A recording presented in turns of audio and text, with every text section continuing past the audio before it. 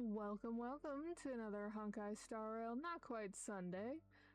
We are going to, let's see, as always, do our sound check. La, la, la.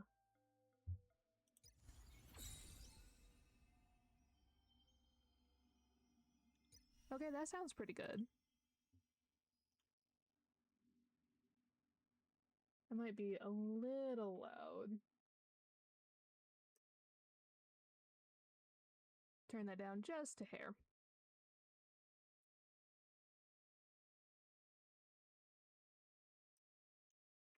Okay, and let us get started. So, as you can see, it is still the Fine on Cyrene banner. It will be ending shortly, though. Very shortly. We will probably do one more try for Fine on. We're currently at 35 pity. I really want E4. I really at least want E4 of him because that's the next like really big Eidolon to get. But we probably are not gonna get it, but we can at least try. We are gonna have nothing saved up for the next set of patches. So we are going to have to scrape and scrounge if we want that freemium banner to get Gilgamesh's light cone for free. But we will do what we must. We do have an achievement, so one who lost their shadow has to do with fighting Flame Reaver. Forge Everlasting Warriors Forged. Blades HP is at 1 at the end of the fight. Gut Liberator. Against the God-Devouring Offspring, we were able to use a fight mechanic against him. We have a message from Blade.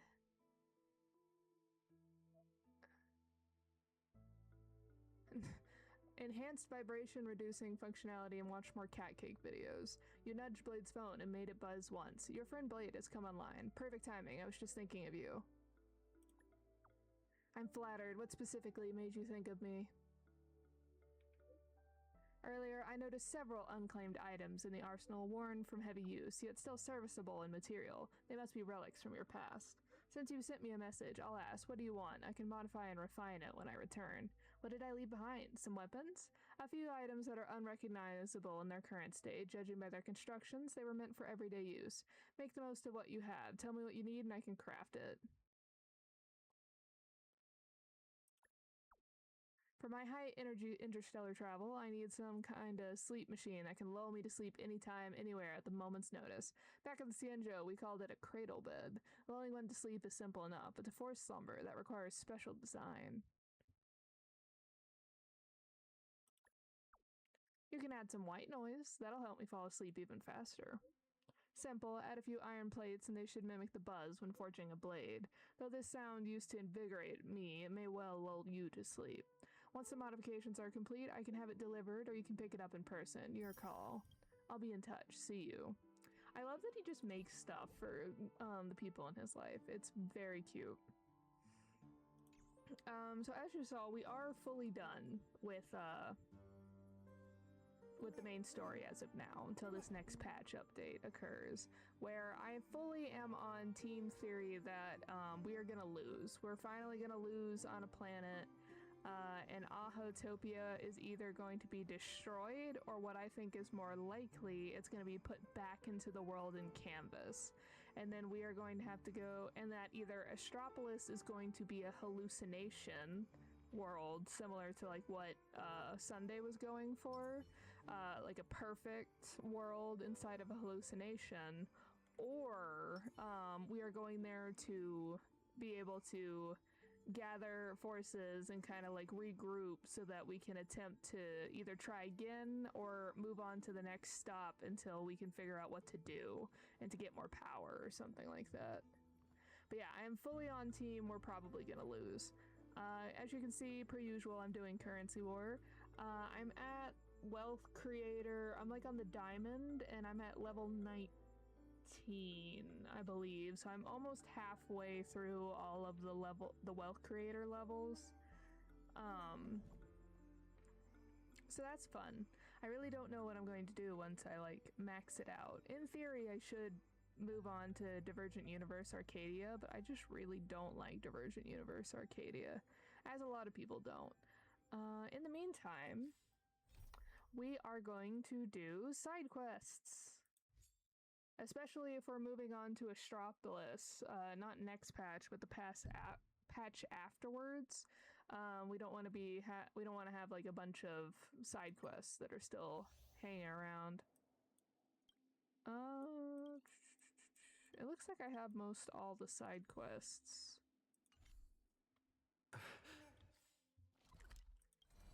Let's go to Planarcadia. Then zoom out.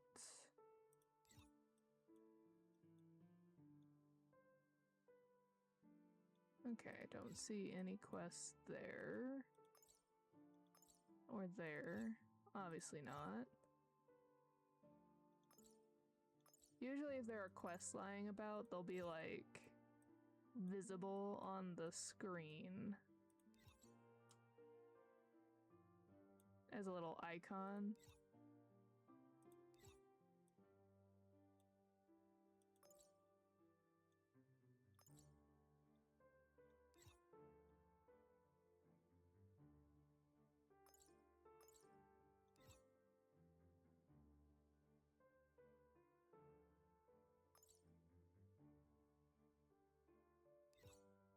Okay, so I do have all the side quests currently. Alright, Millennium Killer. Hear what the emergency physician has to say and get the lowdown. Planarcadia truly is a magical place. Even an overpass can become an idol. This heavyweight idol appears to have been attacked. As the most helpful person in the cosmos, you should see what you can do to help. First, let's get the lowdown from the people on the scene. Oh, yeah, this was like the imaganae that is the, that's the overpass. The personification of the overpass, I mean.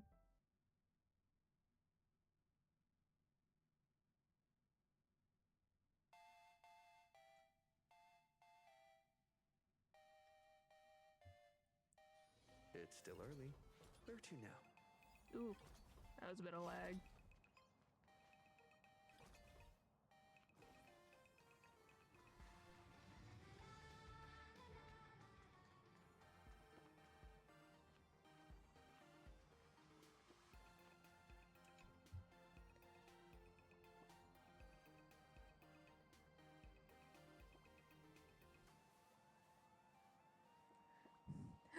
How's Miss Joy? How bad is it?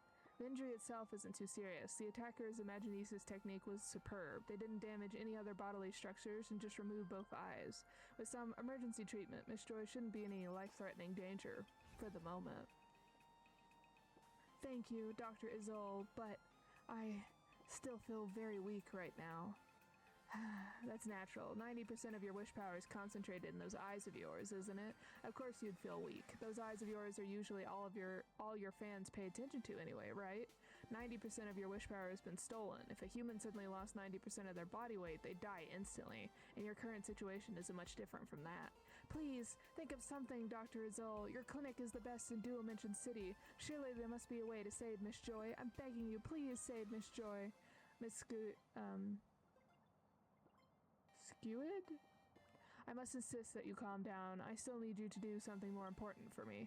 Please go back to the fan club and let everyone know that I've been hurt, and that it's nothing serious. Tell them not to worry and wait patiently for my return. I'm counting on you, okay? I understand. I'll head back now, Miss Joy. You have to keep your promise. You have to be okay. You hear me? Dr. Izol, I can't die like this. You saw it yourself. There are still so many people waiting for me. In your current condition, your imaginated structure could disintegrate at any moment. If you want to maintain your form, you've got two options. Either you'll find a way ASAP to restore your wish power to the level it was at before you were attacked, or you recover your lost wish power. Neither option sounds very easy.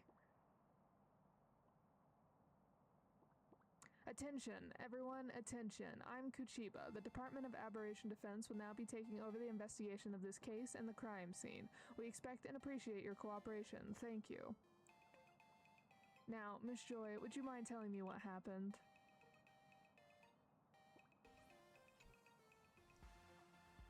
Miss Kuchiba, to be honest, I'm not too sure about what happened either.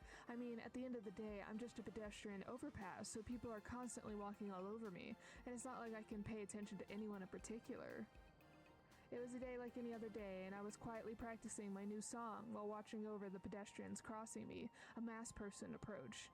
But I thought nothing of it. After all, but then they suddenly whipped out their drawing tools, and those compasses and rulers that artists use to create imaganae and stuff, and started waving them at me. After that, everything went pitch black before my eyes. I see. Is there anyone you suspect, Miss Joy? Have you made any enemies recently? I really haven't had a clue. I'm not the type to make enemies, and I'm definitely not famous enough to have haters yet. As for rivals, that's even more unlikely. My niche is super specific. Who would possibly want to compete with me? I suppose that's true enough. In that case, do you have any idea about your attacker's identity? Are there any humans or imaginae? Any clues about their race, gender, height, build? Anything at all would help. Sorry, it all happened so fast. I didn't get a chance to take a good look. It's alright, there's no need to blame yourself. Dr. Azul, what you said before, Is Miss Joy's condition critical? Or if I may be blunt, how much longer can she hold out? I can't say for sure. The wish power structure of imaginae is a chaotic system, not orderly like material life forms. If she's lucky, she'll make it through and survive. If she isn't, she'll completely disintegrate within a few system hours. But regardless of luck, suffering a massive loss of constructive wish power in such a short time will cause irreversible damage. If her wish power isn't replenished, Miss Joy's memories, personalities, and abilities, everything will be severely harmed. Unless I can get my eyes back. There's definitely the best solution, but we don't even know who the attacker is or what they want with her eyes. I'm afraid this is going to be a tough one.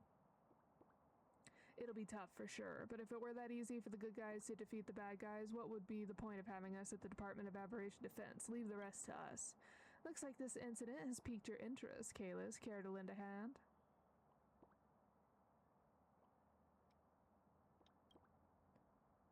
The Department of Aberration Defense has always been flexible with the rules. If we followed every single little rule and did everything by the book, our case clearance rate would drop by at least half. If you decide you'd like to help, come on over and talk with us. At this time, the situation is critical. Miss Joy has suffered a grave injury, and if we can't find her eyes soon, I'm afraid her health will be seriously affected. Having the baseball raccoon handle something like this might be a bit like using a sledgehammer to crack a nut. But right now our top priority is to quickly track down the culprit who attacked Miss Joy and recover her stolen eyes. However, this isn't the place to be discussing it. Let's find somewhere more private to go over the details. There's a tea room nearby. Let's talk there. Please, take me with you.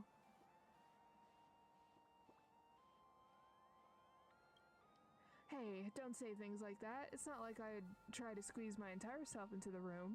I'm an idol, you know. That means I have to go to perform at live venues and the like. For imaginae like me who can't move around easily, we can generally channel our wish power into certain parts to temporarily detach them from our main body. Kraken from the Fruit Street can do it too. I'd like to point out that Miss Joy's eyes were forcefully peeled off her body by the killer using art tools. That's very different from voluntarily separating parts of your body. But Miss Joy, your body is in extremely poor shape right now. Leaving your physical body to act separately after losing such a massive amount of wish power, I most strongly advise against such rash behavior. I'm not the type to just sit around waiting to be saved. I want to join your investigation and do something. Maybe I'll even be able to help. Very well, Miss Joy, let's go, but remember not to push yourself too hard.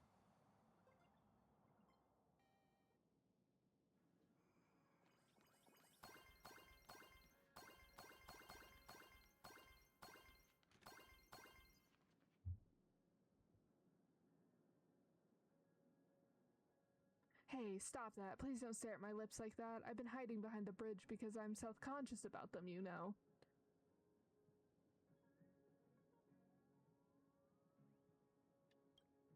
I can feel your gaze.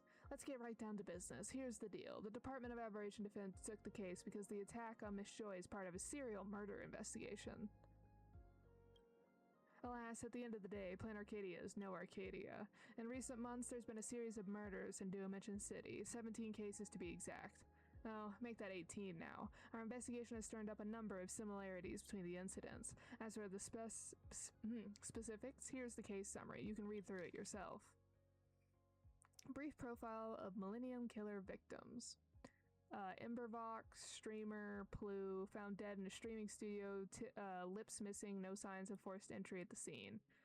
EO Afterglow, singer, Moonlull, found dead in a recording studio, special item, vocal organ missing, no signs of forced entry at the scene.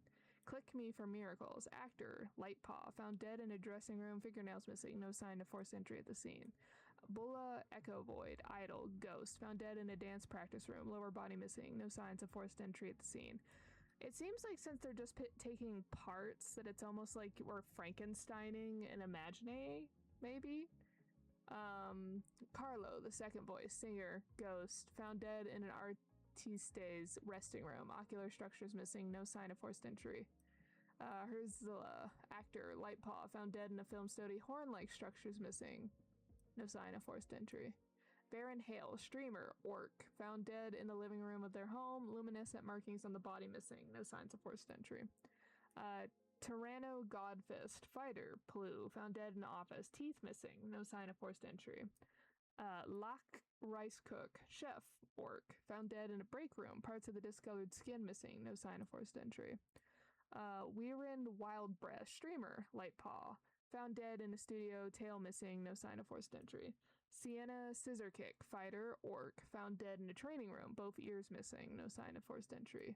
Hertz Warp, streamer, Moonlull, found dead in the living room of their home, distinctive arm markings missing, no sign of forced entry. Tobin Ash, actor, Mechatron, found dead in a lounge, expression module enhancement components missing, no sign of forced entry. Cord White Cord, streamer, Lightpaw, found dead in a gym, torso muscles missing, no sign of forced entry. The One That Glows, actor, Mechatron, found dead on the balcony of their residence, tactile extensions missing, no sign of forced entry. Bella Void Voice, singer, Mechatron, found dead in a music production studio, resonator core missing, no sign of forced entry. Perrin Locks, idol, Moonlull, found dead in a lounge, decorative components missing, no sign of forced entry. Here are some of the main points. First of all, the victims were imaginae working in the entertainment industry, streamers, singers, comedians, and of course idols like Miss Joy. Secondly, every victim had body parts removed. Oh, I wonder if the cat people are the Lightpaw species. The perpetrator imaginesis technique is exceptional. Their peeling method is so clean and precise, it leaves almost no clues behind for us to follow. And there's one last thing tying everything together. All the crimes happened on the victim's own turf, homes, studios, private lounges, but there were absolutely no signs of forced entry.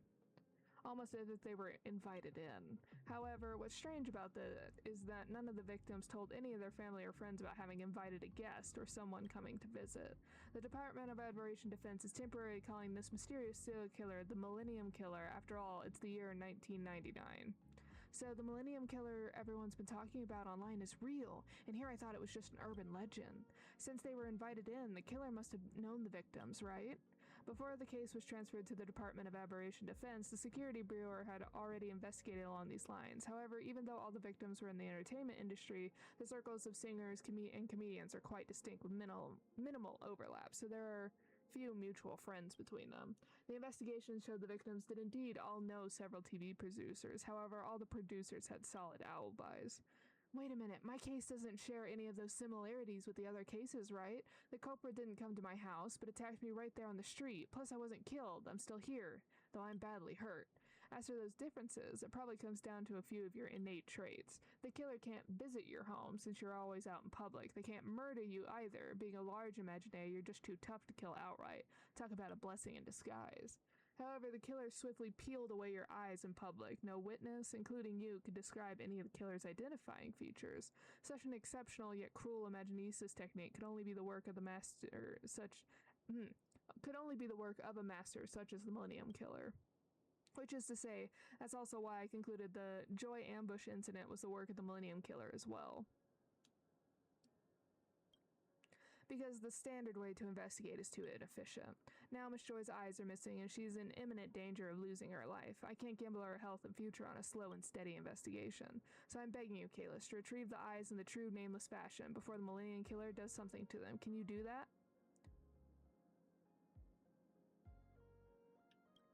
Perfect. That's exactly what I'd expect from a nameless. Thanks for being willing to lend a hand. Well then, the meeting's over. I'll leave the rest to you. Aren't you going to investigate with us, Miss Kuchiba? Because of my identity, I can't intervene directly in many things, but rest assured, at least for today, so long as Kalis doesn't do anything too outrageous, security officers all over will turn a blind eye to your investigation. So this is all I can do, Kalis. Miss Joy, good luck to you both. Even with Miss Kuchiba's inside info, we're still missing way too much information. Since the victims were all working in the entertainment industry, it'd be great if we could consult someone from the industry. Though I'd hate to say it, most of my friends in the industry are doing even worse than I am. I doubt they'll be of much help.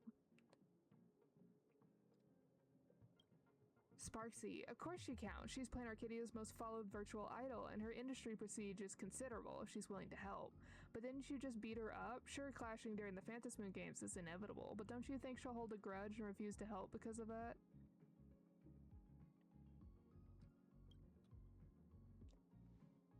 I hope she doesn't hold a grudge.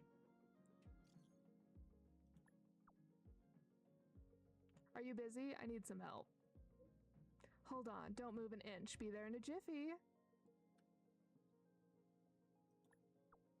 I haven't even said what I need. Are you that proactive? To make it to the top in such a brutal industry, you have to rely on proactivity. My fans have seen it all. They said you were poking your nose around at the crime scene in the Department of Aberration Defense. Getting into other people's businesses again, huh? The Millennium Killer case, right? I'm pretty interested in that guy too. Let's discuss the details when we meet. I'll be there in a sec. Alright, we'll wait for you. Looks like Miss Sparksy is already here. Let's go look for her.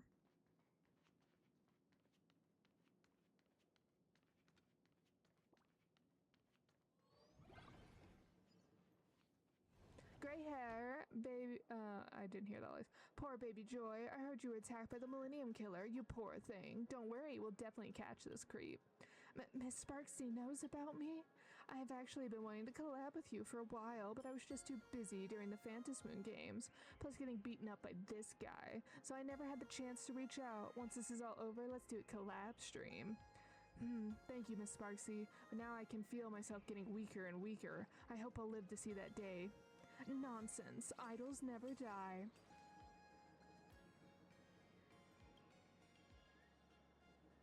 I've always been super gentle, okay? If there were an award for Planarcadia's gentlest top streamer, I'd definitely be one and only candidate. It's about the Millennium Killer case. Conspiracy theories are running wild these days. And you know what is the most infuriating part? The most popular conspiracy theory claims that I, Sparksy, am the Millennium Killer. Look, I know I'm not exactly a saint in my daily life, but come on, comparing me to a serial killer is insane. I'm so mad, but what can you do? Trying to prove your innocence online is pointless in the end. I'll just have to clear my name myself.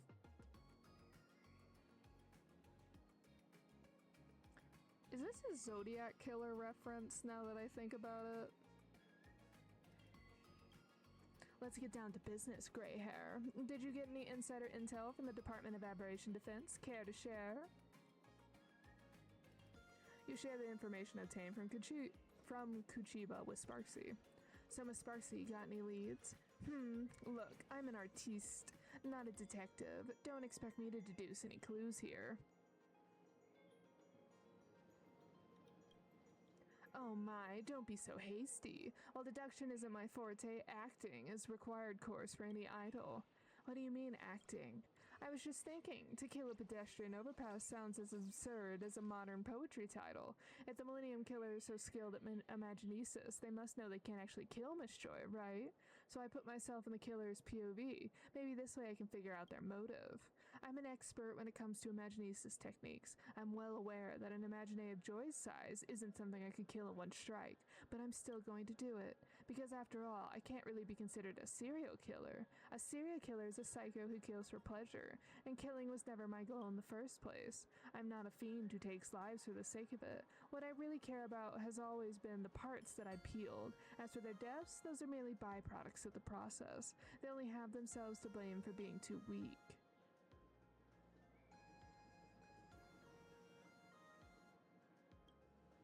That's just my guess. I still don't quite get it. What does this mean?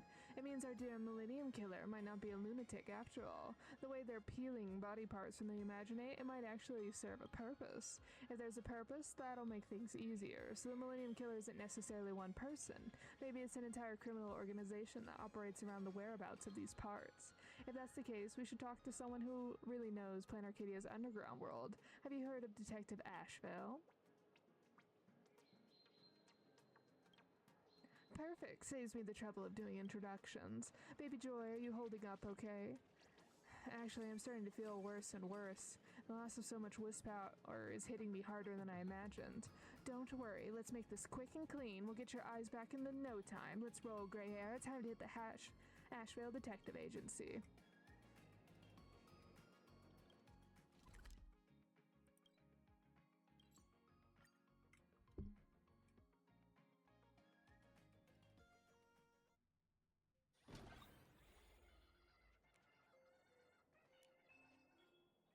Oh yeah, he's in our closet, isn't he?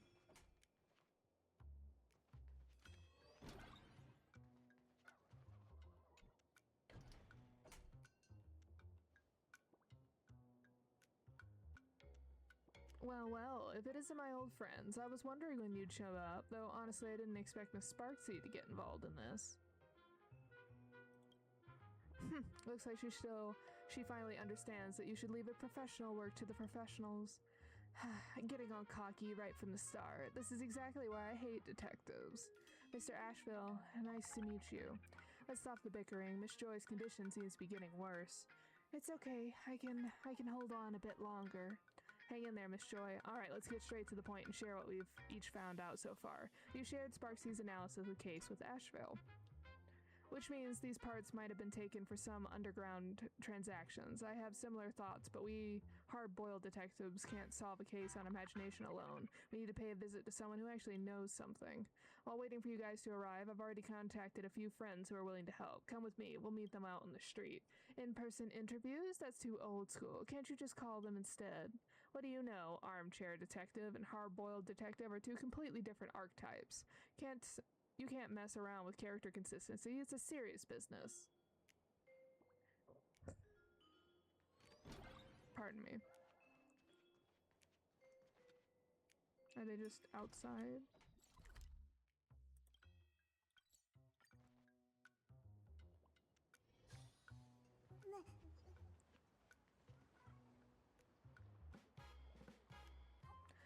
Dubbrook, could your currents wash away the sins buried in this city?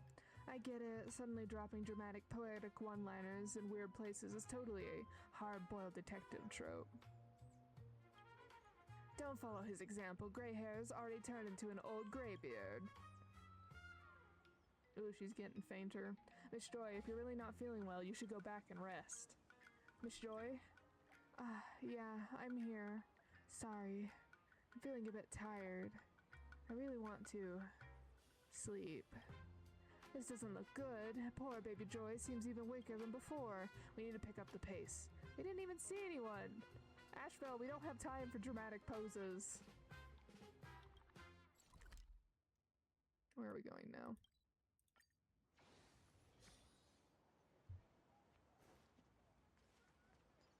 What's yours is mine.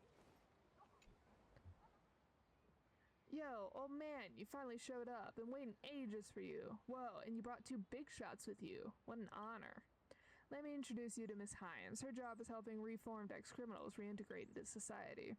Don't say ex-criminal. Reformed individual sounds much better. Sure, they might be a bunch of rotten watermelons, but wanting to turn over a new leaf is a good thing. Because of her work, Miss Hines is very familiar with the dark side of Planarcadia. You could say she's a walking encyclopedia of crime, so I consulted her about the whereabouts of those parts. Look who's talking, criminal encyclopedia. This old geezer doesn't know how to hold his tongue. Back to the point. I've looked at the materials you gave me. How should I put this? I'm not convinced the Millennial Killer's goal is doing business. Unlike organic life forms, the parts of the imaganae that might actually be of any use are usually those with special functions, like fangs, claws, fire sacs, or venom glands. Would you look at the parts this person peeled? Limbs and faces aside. He takes spectacles, bow ties, cowlicks. Who'd even want that? It makes zero market sense. Imagine this. An evil millionaire splurges on a black market bow tie and attaches it onto themselves. That doesn't look like something any sane person would do. That's beyond me. I only understand greedy bastards, not mentally unstable lunatics. But the peeled parts of the victims contain a lot of wish power, right? Just like our baby Joy. Those eyes of hers contain 90% of her total wish power. If they were only after wish power, they could steal, rob, or scam. But committing a capital crime for such a small amount of wish power, they are taking a huge risk for very little return. So it's probably not for profit. I get what you mean. Thank you for your help, Miss Himes. Of course. Hope you can catch that guy soon. I don't know where that voice came from, but it was something. Let's go time to chat with our other friends.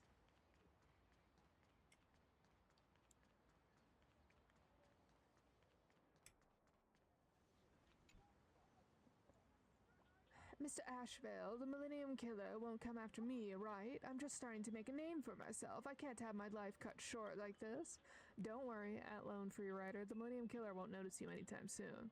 Let me introduce At-Lone Freerider. He's been hanging around Dublic District for years, and he's a future superstar. He knows the entertainment industry's behind-the-scenes secrets like the back of his hand. He might give us some leads that even the Department of Aberration Defense hasn't picked up on.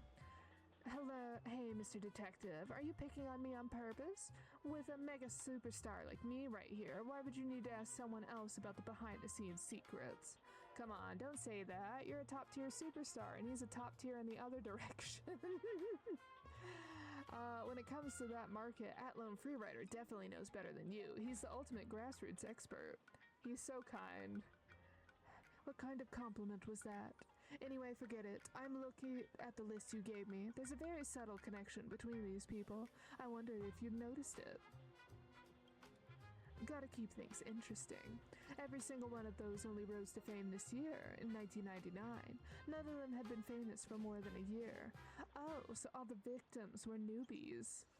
Not all the victims were late bloomers, just like me, so that guy won't target me, right? Mr. Ashveil, you'll definitely catch the Millennium Killer, won't you?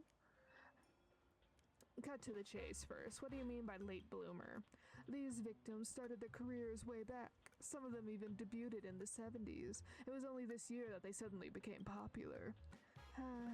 Actually, I didn't get many fans until this year as well.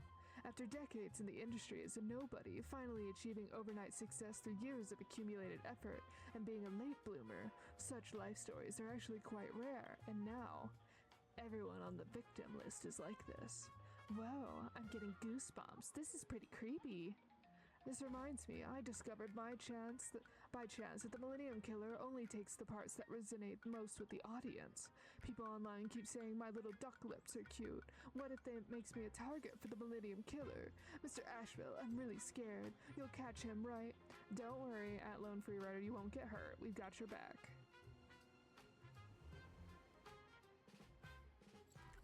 Where are we going now? Okay, but actually, where are we going? Question Salomon and look for clues. Well, it's not showing up on the thing, so I still have one last friend to meet up. Let's go see them. Also, apparently, we're getting a little emoji pet. Hello, hello. Sorry, I was very into using voices that I did not notice you joined, but welcome, welcome. And so I locked in finally, because we are finally getting a new pet that I'm actually interested in. And we went and got all of these maxed out finally. So I finally unlocked this. So that I could get a bunch of the specific currency that's used, so that we could get the emoji pet. But yes, we are playing Star Rail. We are up to date on the main story, and so right now we're just doing side quests.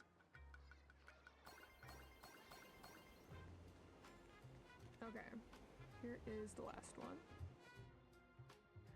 Ashveil. What voice should we do, actually? I got nothing. You're here, and you too. Since this is our first meeting, I'm Salomon, a staff member at the Noblesse Department Store's sales division. This guy's my drinking buddy. You might have met before, but he's a total drunkard. He's usually not this sober after work hours. Oh, is the volume super low? It was too high earlier, so I turned it quite far down. Is that any better? Okay, we will leave it there then. He's usually not this sober after work hours, so he probably doesn't remember whether he's seen you or not. Give me a break. How else am I supposed to survive that job without a drink or two? Outside of work, I'm also the president of the fan club for the wrestler Sienna Scissorkick. About a month ago, Miss Sienna was killed by the Millennium Killer. She was an orc, and that part of the murderer took from her was her ears. Salomon's been a devoted fan for ages. Maybe he can give us a fresh perspective.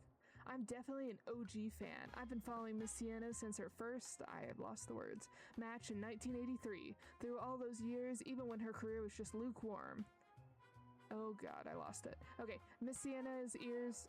Why is it going so fast? Used to be just like any other orcs, but then she suddenly went into seclusion. She told us back then that it was all the result of spiritual training. When your spirit grows, your body responds... What in the world? I don't even have the autoplay on. What is happening?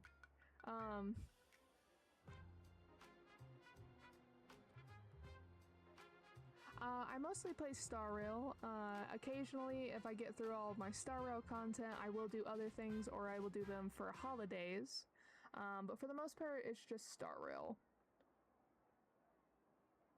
Though we get, like, Halloween games where I might play, like, the, Dark Pictures Anthology or Until Dawn, and then we'll probably throw in some games for some of the other holidays that are shorter ones, like Death with Taxes, and then Leave It Alone, things like that. Just cute little fun games. Sometimes I feel like that was fate's cruel joke. Could it be that the very training she took to make herself stronger ended up leading to her death instead? It hurts just thinking about it. Don't think like that. She died because someone evil killed her, not because she did anything wrong. What a shame. I couldn't do more for her. Ashveil, you'll catch the Millennium Killer, right? It might not be me who catches them, but they definitely won't get away. That's all I needed to hear, my drinking buddy. Baby Joy, you've been quiet for a while. Are you still hanging in there? Sorry. I don't think I've been much help. Miss Joy, get back to your body. That should help you hold on a bit longer. No, I want to stay here. Maybe I can still do something to help. Don't take this the wrong way, Miss Joy, but there's nothing you can do here. Just return to your body. There's no need to put yourself through this pain. Detective, you don't get it at all. Under the bridge right now, Joy's fans are all gathered, waiting for news about her. How could an idol possibly waste away and die in front of her own fans? Sorry, I didn't think this through.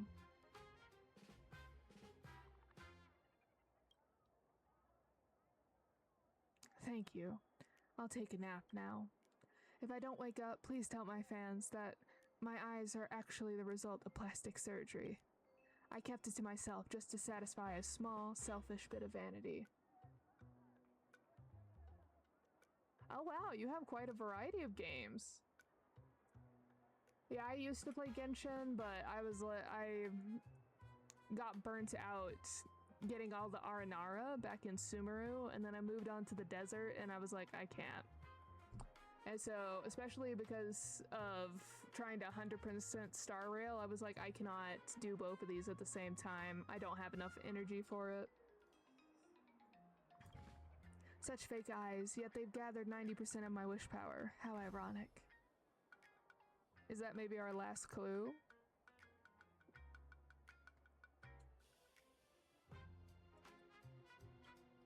Of course, the only one who did the wrong was the Millennium Killer. Oh, by the laughter! This is absolutely amazing!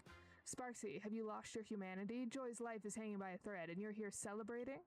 Oh, I'm sorry, that's not what I meant. I mean, Joy, who said you weren't helping? You've been a huge help. Now everything finally makes sense. Kalis, now you get what I mean. I get part of it. What exactly do you two get? And now we finally arrive at the thrilling deduction. How did the Millennium Killer gain access to the victim's private rooms, and why commit such a string of brutal crimes? And most importantly, who exactly are they? All clues are in motion. Happy hunting!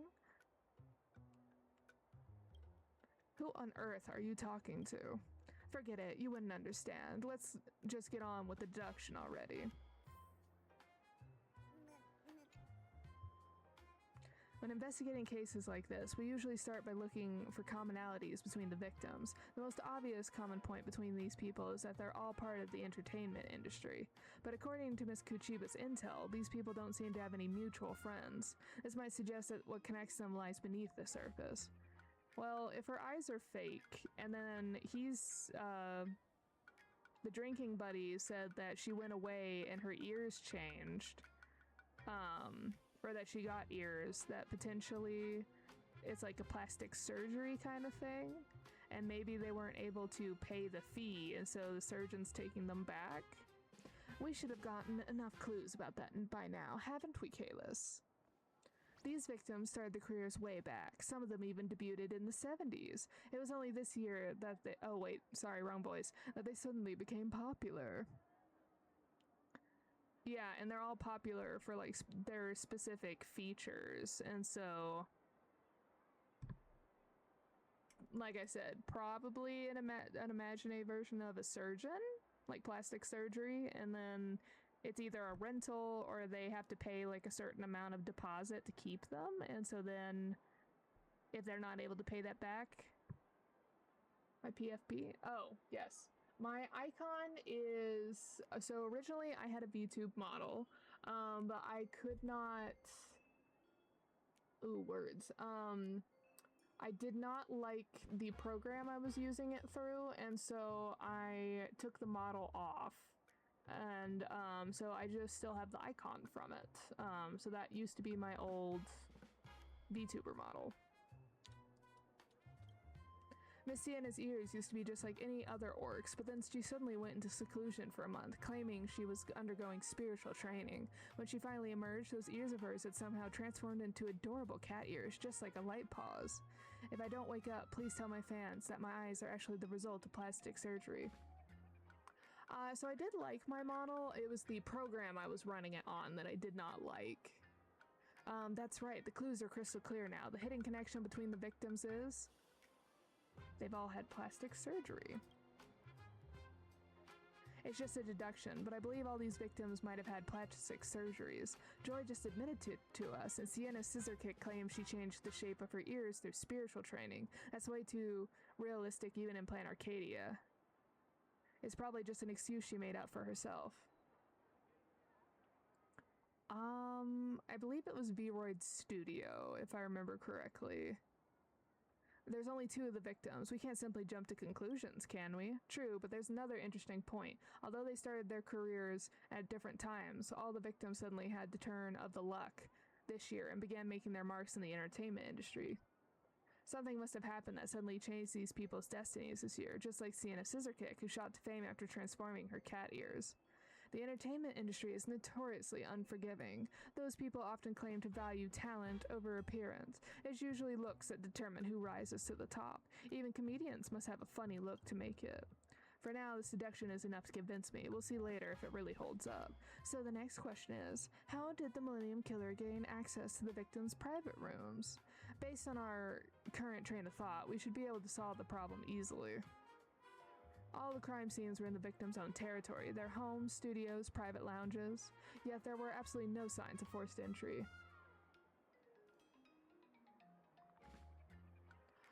Mostly because I mostly stream just for fun, and that models are never cheap. If someone's trying to tell you that they'll make a model for you cheap, they are most likely scamming you. And so I am perfectly content for the most part just to be a faceless streamer. I know in a way VTubers are still faceless streamers, but it is what it is. All the crimes were in the victim's own territory, their homes, studios, private lounges, yet there were absolutely no signs of forced entry. Here's the weird part. None of the victims told any of their friends or family that they were expecting a visitor.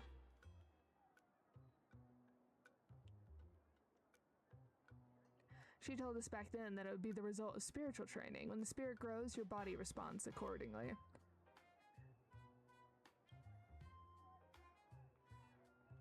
Oh? Both agree and disagree? I kept it to myself just to satisfy a small, selfish bit of vanity. The millennial killer was able to waltz right into the victim's private rooms because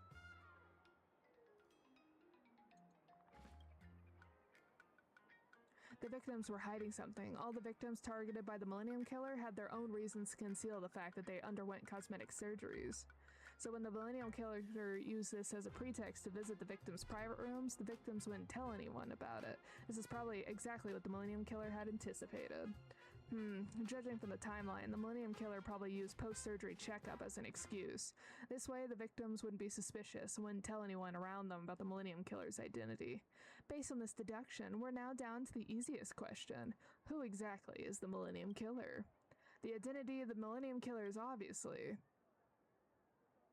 the plastic surgeon.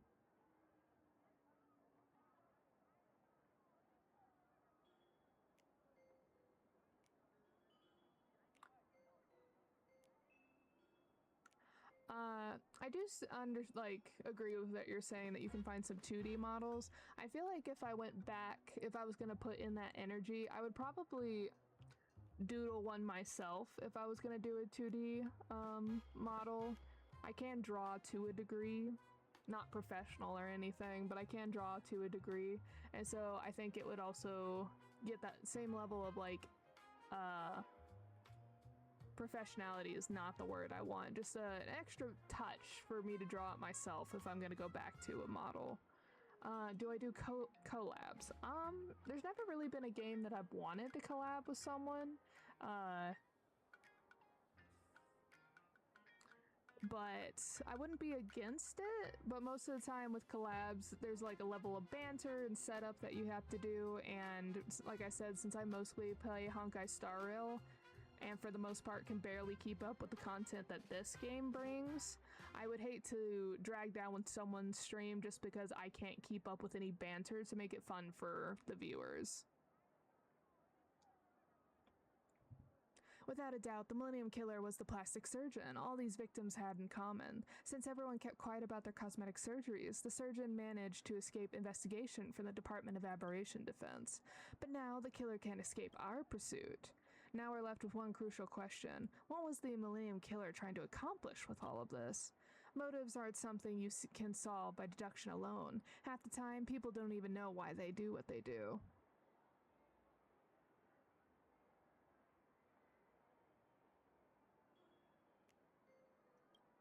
However, based on the clues we've gathered so far, we might be able to piece together an answer. What is the Millennium Killer trying to achieve by murdering imaganae and peeling parts from them? I'm not a friend or a fiend who takes lives for the sake of it. What I really care about has always been the parts that I peeled. As for their deaths, those are merely byproducts of the process. They only have themselves to blame for being too weak. That reminds me, I discovered by chance the wrong voice. That reminds me, I discovered the chance that the Millennium Killer only takes the parts that resonate most with the audience. Would you look at the parts this person peeled? Limbs and faces aside, he takes spectacles, bow ties, cowlicks. Who'd even want that? It makes zero market sense. Imagine this, an evil millionaire splurges on a black market bow tie and attaches it onto themselves. That doesn't look like something any sane person would do. Could it be that the Millennium Killer's ultimate goal is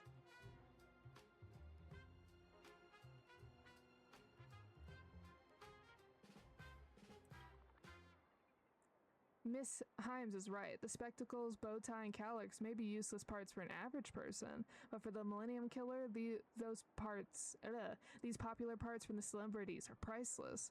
I'm afraid the Millennium Killer wants to stitch all these popular parts onto themselves. It's hard to imagine the Millennium Killer's true intention. Become the most popular imaginae, to transform into the most powerful imaginae, or something far more mundane. Perhaps they simply want to absorb the wish power contained in these parts. Either way, the killer is a complete lunatic, so now we've got to stop them. At this point, we should contact the Department of Aberration Defense. With their expertise, they should be able to quickly identify the plastic surgeon. We needn't risk confronting the culprit ourselves anymore. But I just tried to put myself in the Millennium Killer's POV. I know I can't kill Joy. Leaving that loose and alive will jeopardize my future plans, unless the Millennium Killer has no further plans in committing crimes. I need to remove Joy's eyes, but I'm unable to kill her directly with everyone watching. The safest approach would be to make her my last victim. It looks like whatever the Millennium Killer plans to do with Joy's eyes, time is running out. The killer is about to carry out the final step. Oh, I'm just reading the words. I'm just doing the quest. So you just missed out on me doing voices, pretty much. It could also be my stream lagging. My internet's not been doing so well either.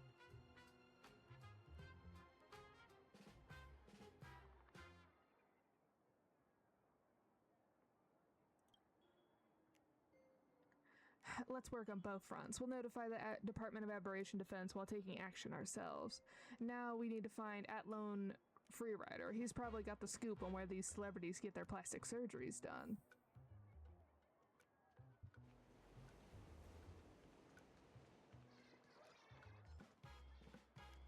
One second. We need a strategy.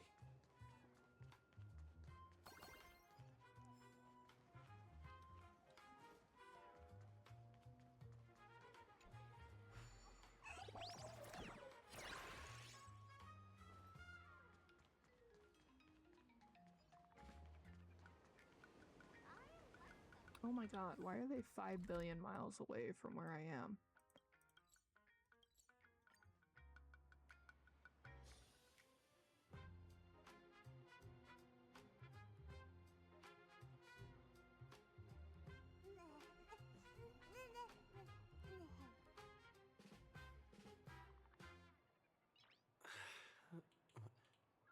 Nice.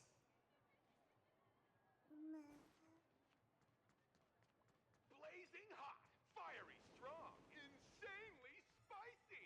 Can you...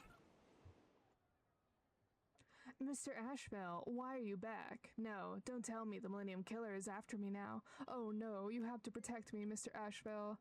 I told you no one's trying to kill you. Time's short, so answer quickly. Where do you and your friends usually get cosmetic surgeries? I usually go to Campbell's Imaganae surgery. It's a top plastic surgery clinic in Planarcadia. Pricey, but the results are incredible. Not the premier clinic. I need somewhere secret and private, a place that won't leave any records. What options do I have? So Miss Sparksy struggles with that as well. However, as you know, because we imaginae are so malleable, the law mandates that all our cosmetic surgeries are documented. But for the sake of their image, persona, self-esteem, vanity, and all that messy stuff, most people don't want others to know about this. Apparently, some Imaginesis clinics secretly offer underground cosmetic services. Don't tell anyone I told you, but there's a top-rated clinic in our circle. They're highly skilled, reasonably priced, and their legitimate medical services are excellent too. It's called Izol Clinic. I'm Izol, an Imaginesis doctor. Where's the patient? Oh shoot. Thanks, At-Lone Freerider. We'll head out first and contact you later.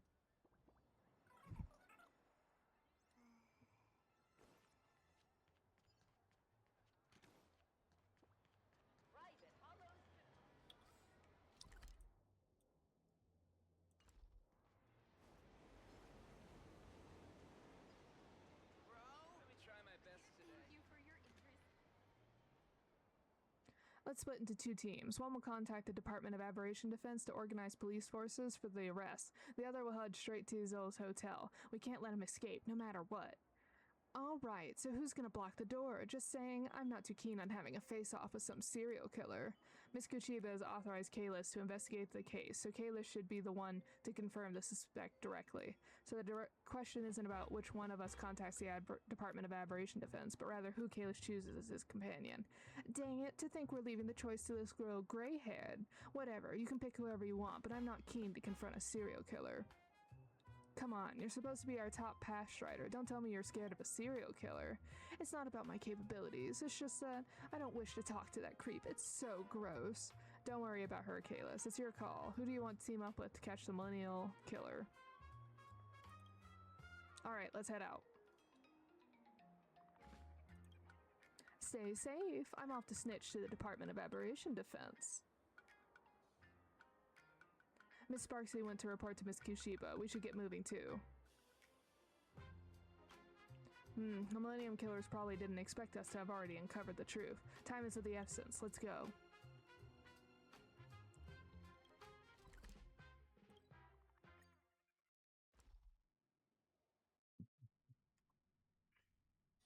It's still early. Where to now? Have we tried every single eatery? Look at me! Don't I look like... Look, Izola's right over there. We should go get some answers. Dr. Izola, do you have time for a quick chat with us? Mr. Ashveil, Mr. Kalis, what brings you here? Has Miss Joy's condition gotten worse? Huh? What do you mean? Good, your panic seems genuine enough. Now would you mind explaining to us why all the victims of the Millennium Killer had plastic surgery done at your clinic? Victims of the Millennium Killer? I can't even make heads or tails of what you two are saying. Izol Clinic doesn't even have plastic surgery department. Doesn't have one, officially. No, could it be? No, it can't be her. Maybe. I'm not really sure either. I have a doctor on my team who used to be a doctor at Campbell Imaginesis Surgery. In 1998, she quit and joined our clinic, saying the pressure at a big hospital was too much. I've actually known all along that she was performing underground plastic surgeries behind everyone's back, but she's a highly skilled in medical care, so I just turned the blind eye. Still, she's such a gentle person. There's no way she could be a serial killer. Whether she's a serial killer or not, we'll reach a conclusion after seeing her with our own eyes. Can you tell us? What's the doctor's name? Where is she now? Bertoli Miranda. Her name is Bertoli Miranda. At this hour, she usually takes walks around the plaza. Alright, thanks for your cooperation. Let's go, Kayla. It's time to meet this Miranda.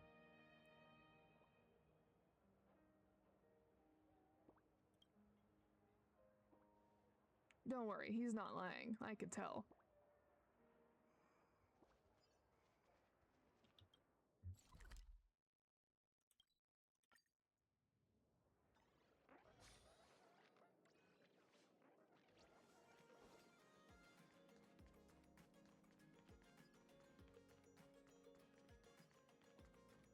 This plaza wasn't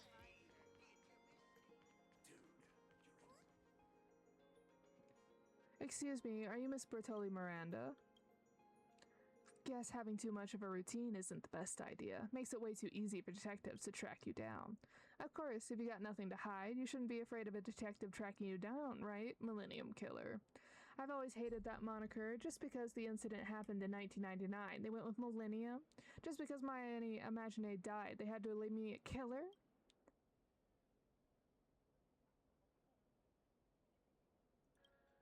No, I didn't get to where I am today just to bicker with fools. Since you two aren't just any random nobodies, I suppose I don't mind explaining why I did this. I used to be an excellent plastic surgeon. Most of my patients ended up becoming prominent, head-turning stars.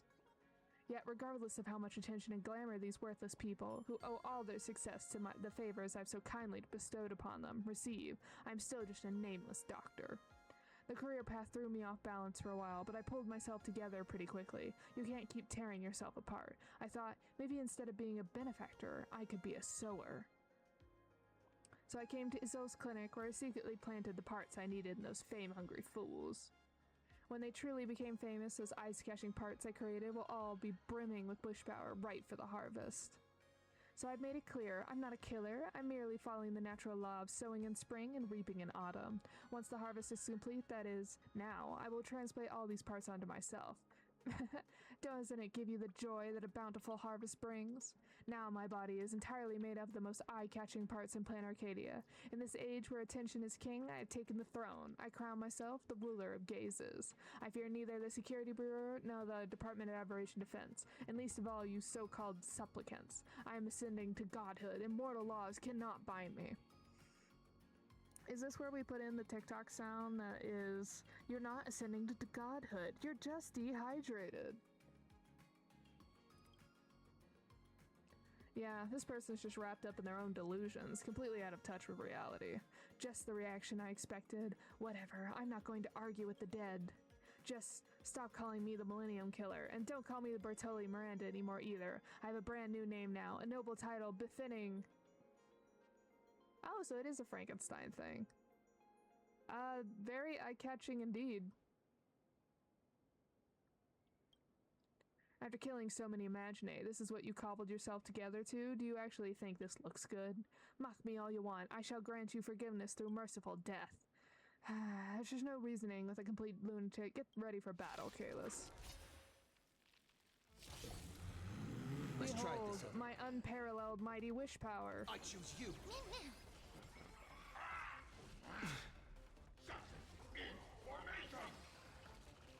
Serenity is before me. The future will come. The dead return.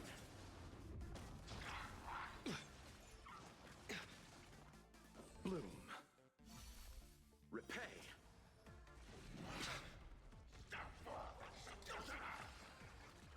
Torment and doubt, farewell. For tomorrow.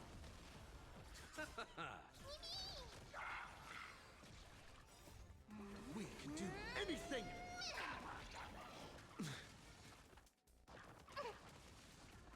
As we've written. I will watch over you and guide you on your path. Serenity is before me. Fury of innumerable core flames consume me. Hail the new dawn.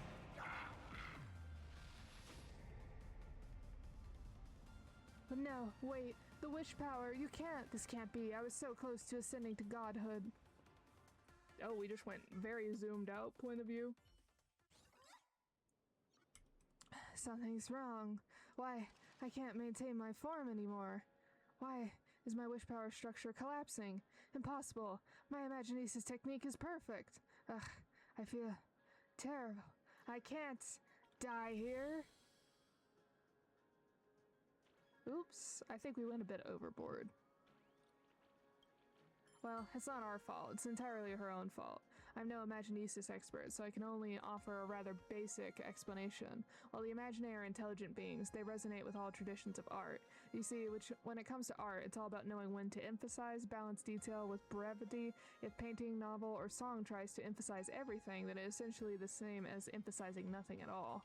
Similarly, if an imaginae's entire body was made of the most eye-catching parts, they'd end up like this. Franken, what's her name? Unable to maintain their form. Just a few hits with a bat and they'd turn into, well, this.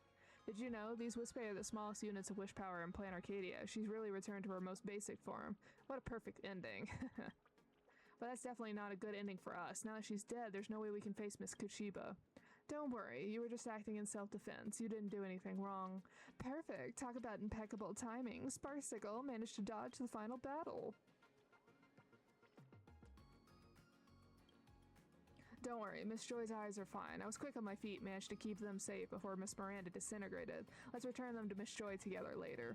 This is the diary we found during our search of Bertolli Miranda's house. This person's mind is twisted to a bone-chilling degree. Excerpt.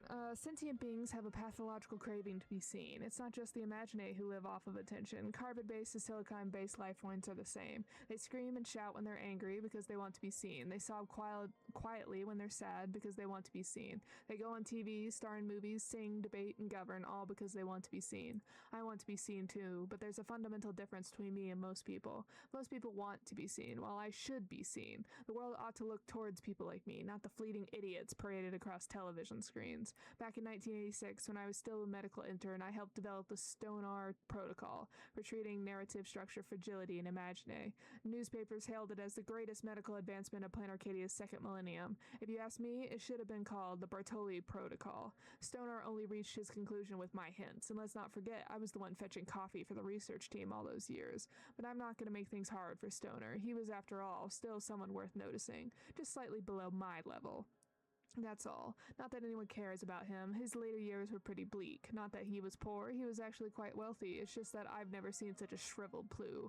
All imaginae who go unseen end up like that. I refuse to become like him. I will reclaim what's rightfully mine. I will take back my rightful place at the center of attention from the hands of those fleeting fools. The medical training I originally received and the imaginae cosmetic construction are basically two entirely different disciplines. Fortunately, I am far more intelligent than the average person. I can master both. Imaginae cannot create imaginae. This is the iron law established when the laughter created the world. As such, the so-called imaginae cosmetic surgeons are already defined the natural law of the eon, establishing their own doctrine of creation. I can't create imaginae out of thin air. Wish power can't flow from my body and condense into another individual. But I can reforge the forms of other imaginae, change the shape of a horn, alter lip color, add vivid patterns to skin, extend wings from the ribs. With such minute adjustments, I can bring forth magnificent miracles. Organs altered in this way are often unstable, like balloons filled with air. Their cores are hollow, unsupported by any narrative structure. In time, they'll inevitably wither and collapse.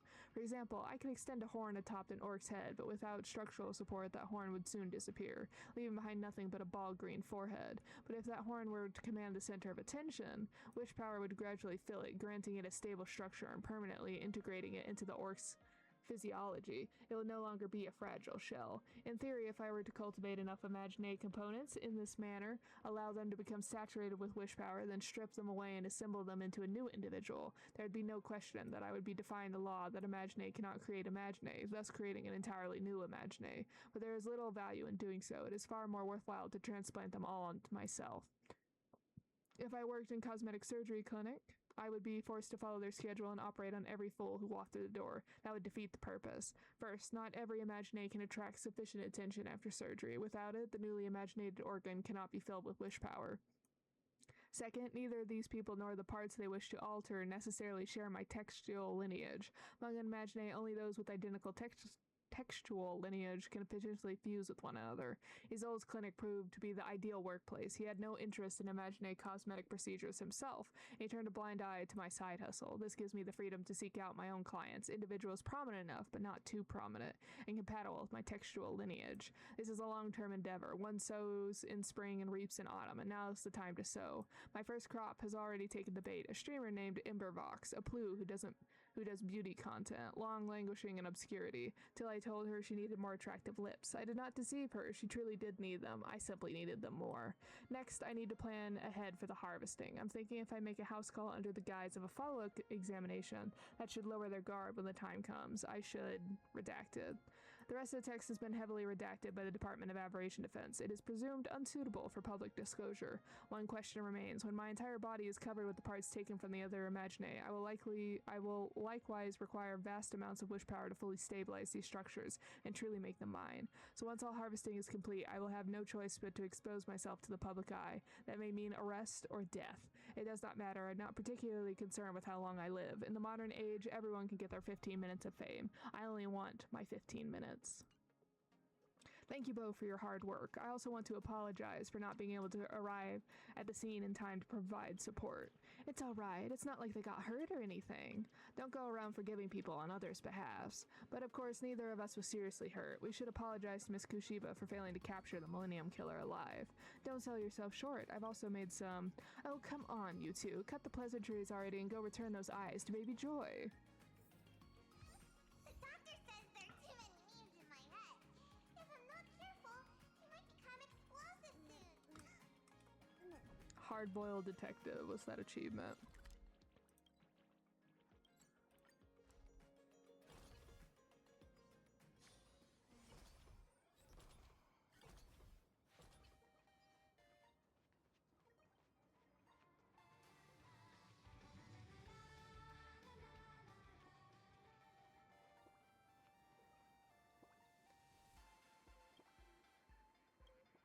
Mr. Kalis, Mr. Ashveil, Miss Sparksy, Miss Kuchiba. Everyone's here and I've got my eyes back. That means you've successfully caught the Millennium Killer. I wouldn't say we caught her, but in any case, she won't get another chance to harm anyone. Thank you for saving me, and thank you for bringing justice to those innocent imaginae victims. Even if the culprit is brought to justice, the damage she caused cannot be erased. Many people have lost their families and friends, and many others have lost their idols. Those wounds will take quite some time for everyone to heal, I'm afraid.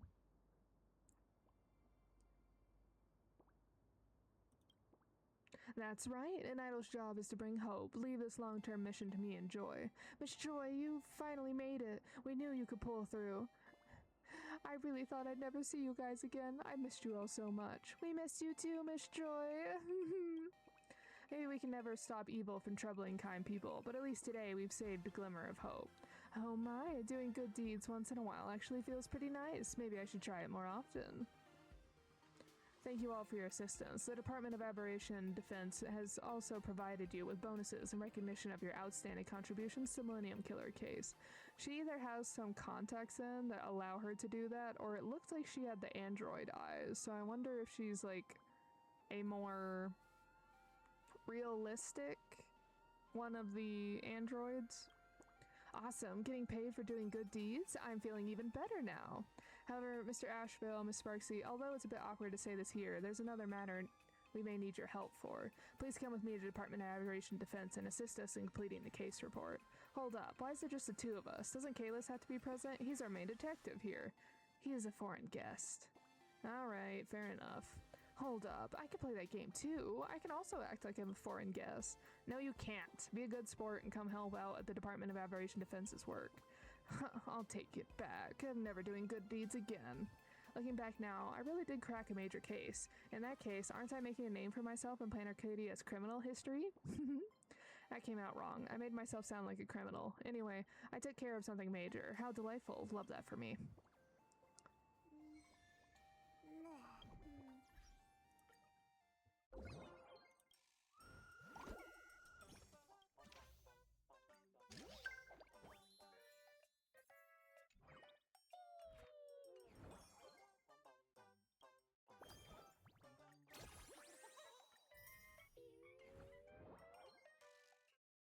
Oh, they want to talk to me? What's up? Boss, we got a situation. There's a weird post on the Furbo gossip forum deliberately twisting our relationship with the detective Ashveil. They even tagged the magazine's official account. President, you need to see this. Did it freeze? Okay. Anyway, they're saying we're secretly colluding with him, doing this and that, scheming behind the scenes. A whole mess of stuff that's impossible to explain.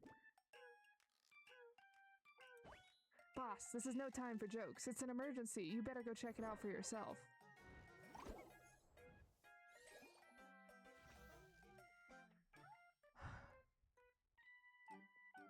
Hey, have you noticed something? That Detective Ashveil's connection with FurboCom magazine is way beyond what you expect. First off, there was a recent slew of messy, strange happenings in Planarcadia, and Ashveil was there for all of them. Second, wasn't Furboba Weekly just some trashy gossip mag before? Now all these socially significant cases are suddenly popping up in their office, left and right.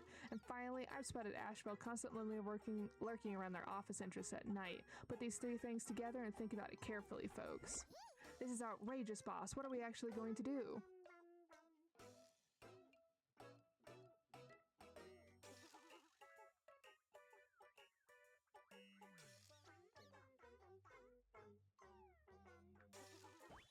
Got it. Raccoon coolly shuts down the haters. Then I'll write it like this. On behalf of Furboba Weekly, we solemnly clarify, our publication has always maintained a neutral and objective investigation stance with absolutely no private dealing.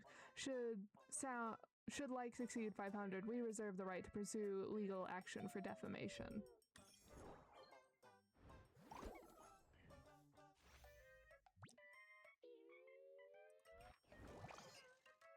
These guys are so mean.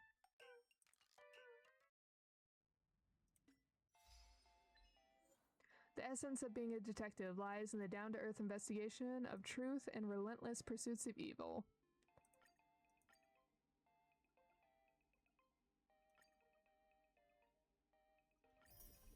We'll get it eventually. The internet will work with me one of these days.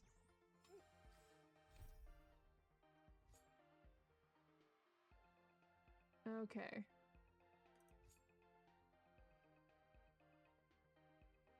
Oh, so this has to do with the little mini games that we have to do on all of the levels. Let's do this one real quick, because it should relatively be short.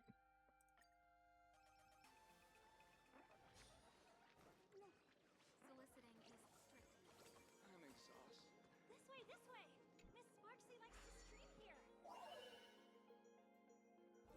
I did not mean to go in here.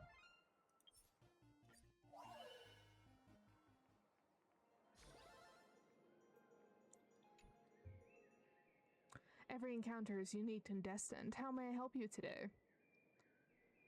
Ah, so you're the prototype of Baseball Raccoon. Sorry, I have face blindness, thus still greeting you like a stranger. It's time to switch to Charing Bookstore owner's persona. Allow me to introduce myself. I am Helen Charing, proprietor, there we go, of Charing's Used Books, and that massive tome floating beside you is the Floating Grease Chronicles, an ancient imaginated text that can't speak, a special friend to all previous store owners. As they say, seeing is believing. Why don't you go check out the slightly reinstated state of the Floating Grease Chronicles yourself?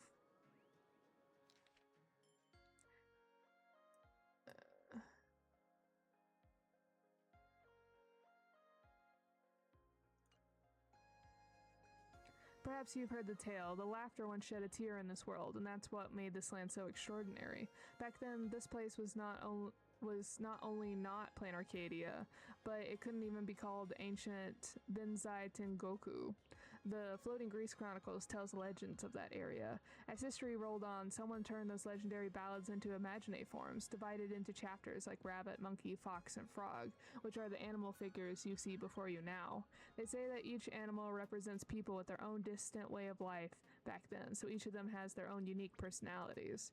Sadly, as years and months went by, the pages that lost their wish power became like books with their staples and bindings removed, falling apart easily. Those little animals scattered and disappeared without a trace. Alas, what a pity. The ballad was appropriated and adapted by the mourning actors, then further mocked by the masked fools. People have long forgotten the original text, yet they revere these distorted stories as gospel. However, as the proprietor of the antiquarian bookstore, I believe in something else. Knowledge is only truly useful when it's shared.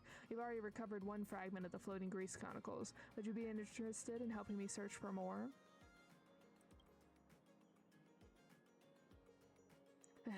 Now that everything's out in the open, I can finally drop the whole cheerful shopkeeper who smiles all day act.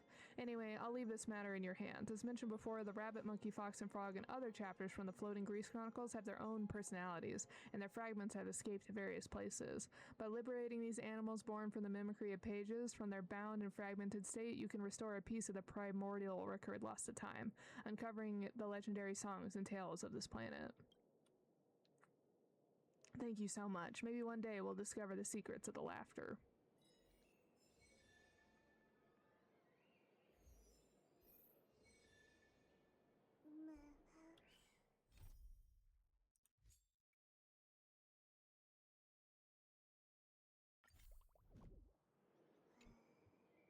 I found 2 more pages of the Floating Grease Chronicles. Really? Then I better check it out while I'm still kicking.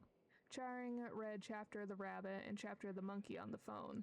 I can't believe it. Even though we managed to collect part 1 for all 4 chapters, the rest of the content is still fragmented and incomplete.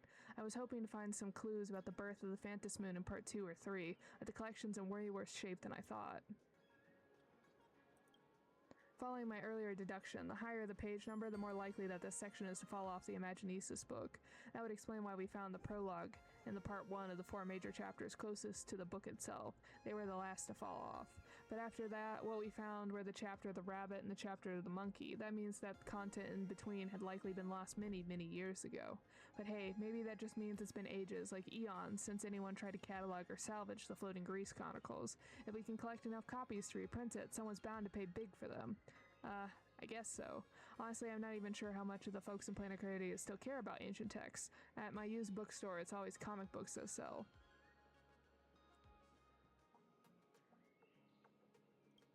Exactly. For you, finding those pages is an adventure in itself. When you put it that way, even if what we end up with is an incomplete collection of Floating Grease Chronicles, a far cry from the original work in its full glory, it still carries its own unique weight. Thanks. As long as I'm still alive, we'll be working together again next time, yeah?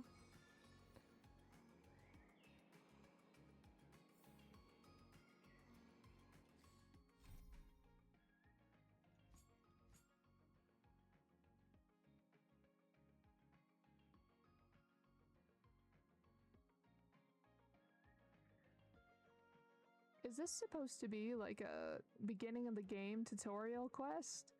Find someone in Doom Mansion City to show you the ropes of interplanar jump gameplay. Was I supposed to do this ages ago? Hey there, buddy. You getting the hang of traversing the world in canvas yet? Need some practice? You can always try your luck with me. You're going for the hard difficulty? It's really tough. You sure about this?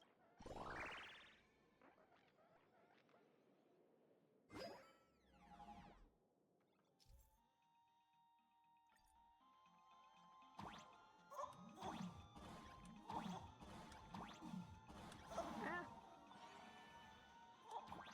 Failure.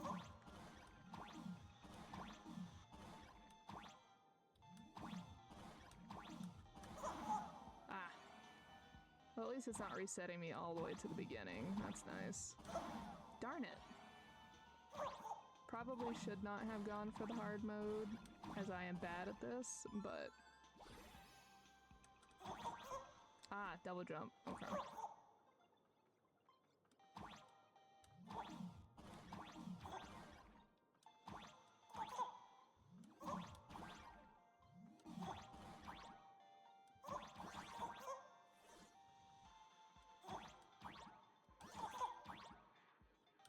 Just barely. Ah, missed it.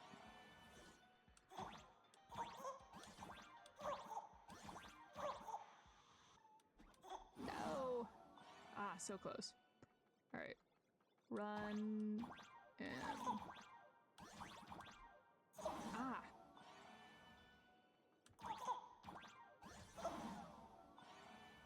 For the love of all... Ah, got it.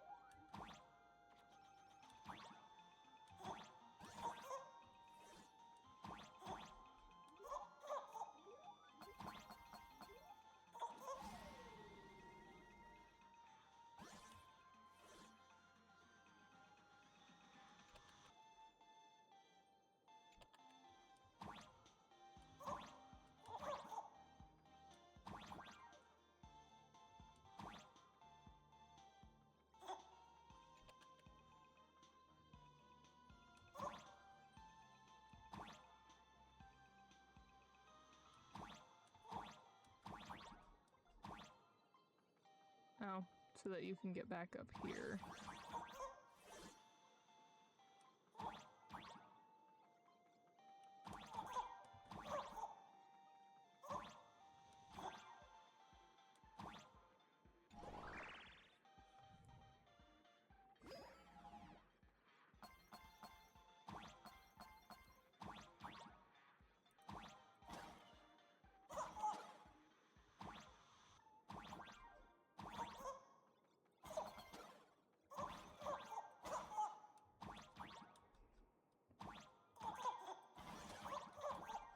Oh, I didn't know you could do that. So hit... Ah. One. Ah. This one's a bit difficult. Ah. So I'm supposed to... So somehow hit it while jumping. Ah. Okay. I'm doing it the way the tutorial is showing, and yet I am not making it. So, bop. Okay, there we go.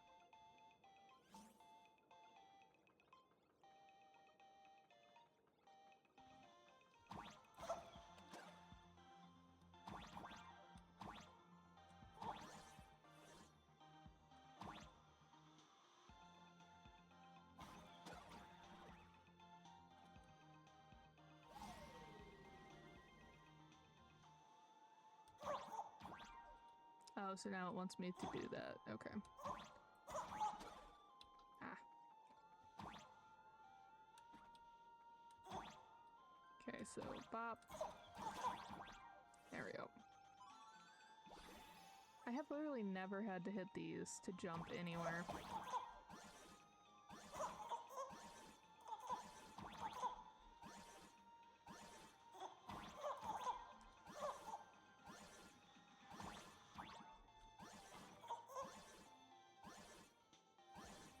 What? I do not understand what that wants of me.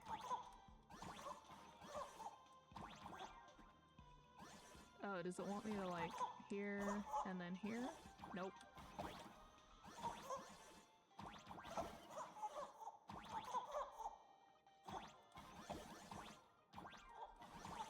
Oh, I see.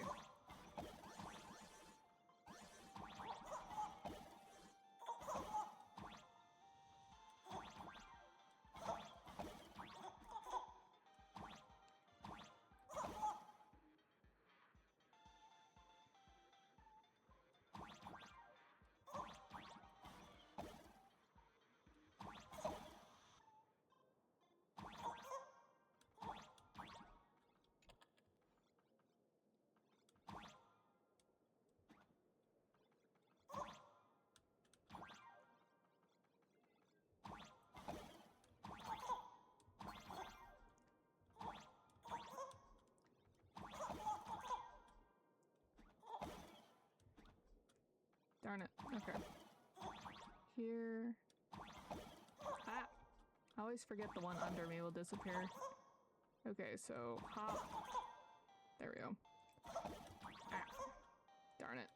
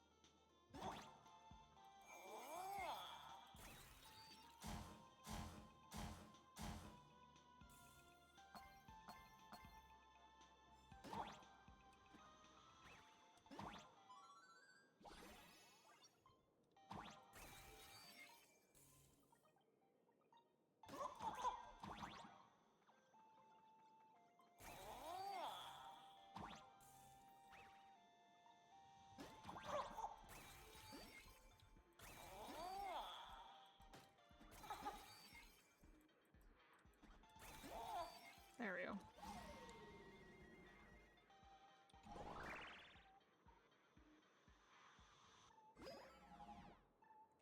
That one was a lot easier compared to the other one.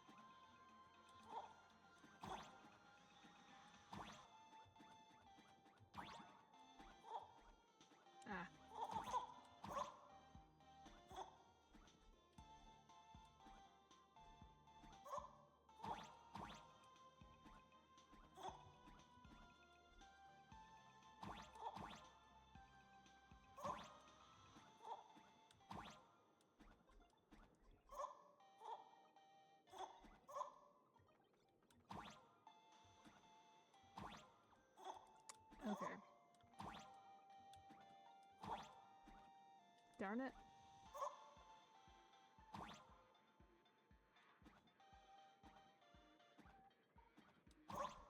There we go. Oh, Lord.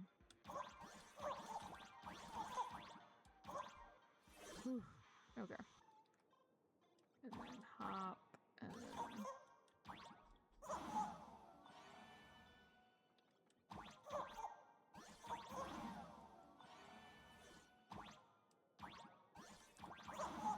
I dropped too low.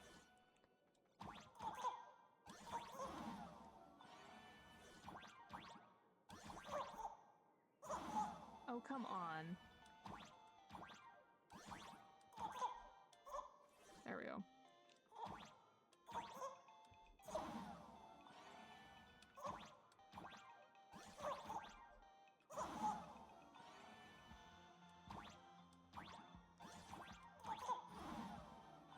I think I would have made that one had I not. There we go.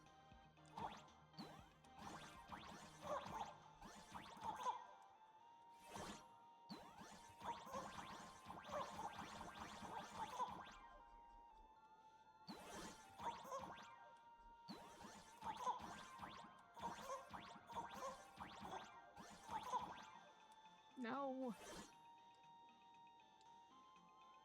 I was moving too much. One, up, up, up, up, up.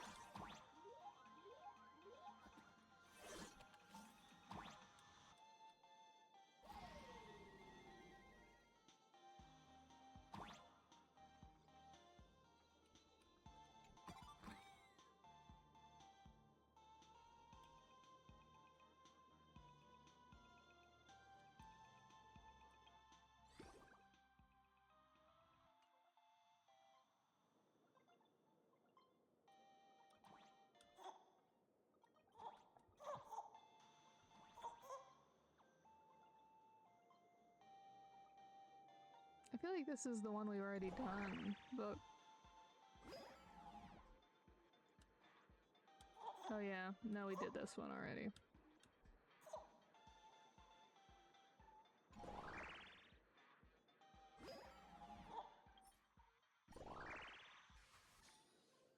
Soliciting is strictly prohibited in this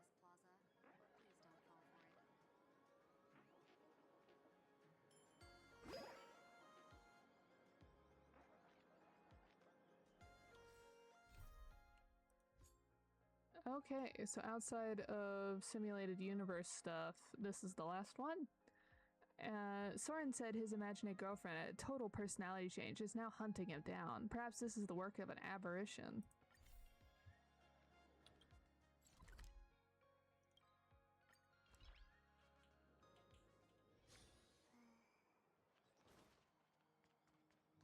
Have we tried every single... Look at me!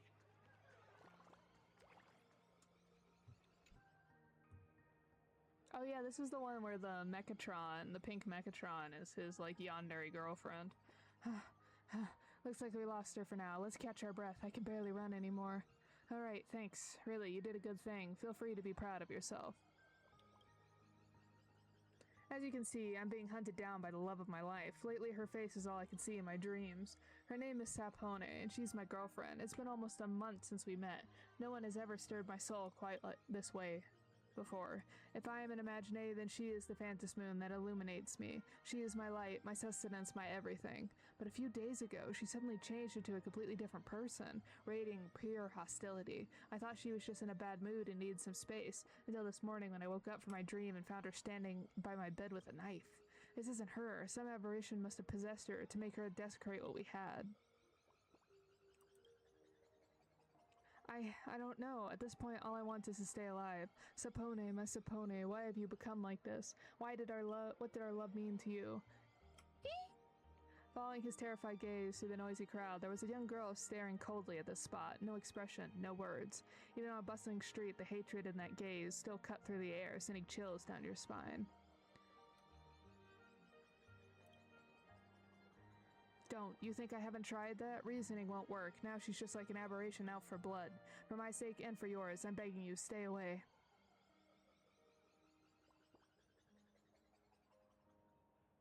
I'm assuming we're not gonna do that. Oh, she's gone. Maybe so then.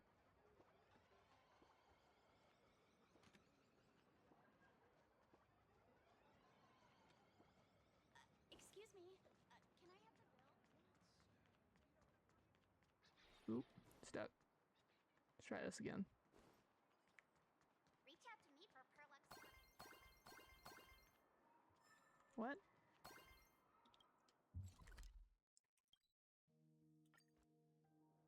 Oh, there was a little side corner that I missed. Excuse me. Can I have the bill? Oh, you were hidden well. Looks like we've lost her. What a pain. Just give me a break for once. Oh, perfect timing. Soren, Sampo just left, and she asked me to pass on a message. Or Sampone, sorry. If you showed up. She knew I'd come? Huh? Aren't you two always here on dates? What, you two had a falling out? Never mind. I won't pry into your relationship drama. Sapone asked me to tell you, they will always be waiting for you. Huh, wait, don't look at me like that. I'm not some playboy flirting around. I swear, I'm just as clueless as you are. I don't get it either, but since she's back now, why don't we let her explain herself? What? When did you say she's back? Yeah, have you forgotten? My love, for us, this is a memory etched into our very souls. She's here! Run! A violent wave of dizziness hits you, as if you've been sucked into the heart of a vortex. Legend has it that during the full Phantos moon, aberrations not only multiply, but grow far more dangerous. The girl, however, was perfectly blank-faced, her gaze fixed on the distance, as if contemplating the void, or awaiting prey to fall into her trap. Then a scream tears through the silence. Wait! Help! Excuse me. Can I have the bill?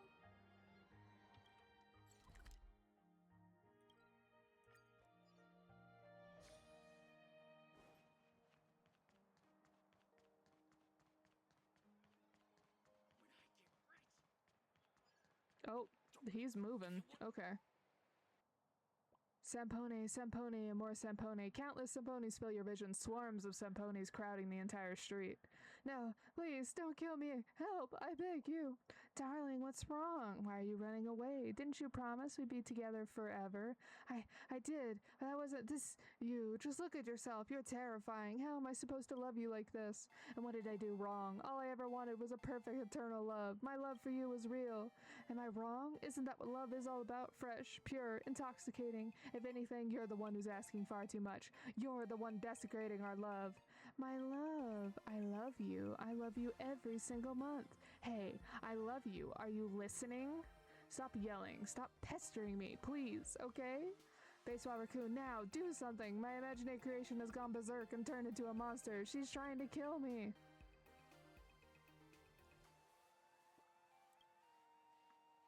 Huh? Which part are you confused about? The imaginae turning into aberrations, wreaking havoc on the street? Isn't that enough? Hey, can't you figure something out with that invincible bat of yours? Taking out a few imaginae should be a piece of cake. Just wham and it's all done, right? Or is the baseball raccoon just not interested in serving justice for those in need? That's not true.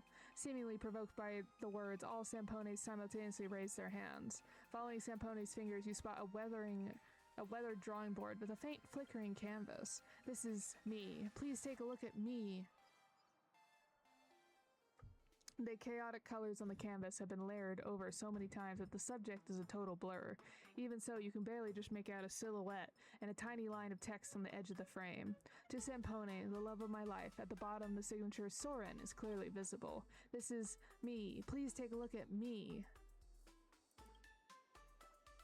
Intense colors instantly envelop your consciousness, and along with it, besides the pungent smell of ink, there's also a hint of bitterness intertwined with the scent of ginkgo leaves.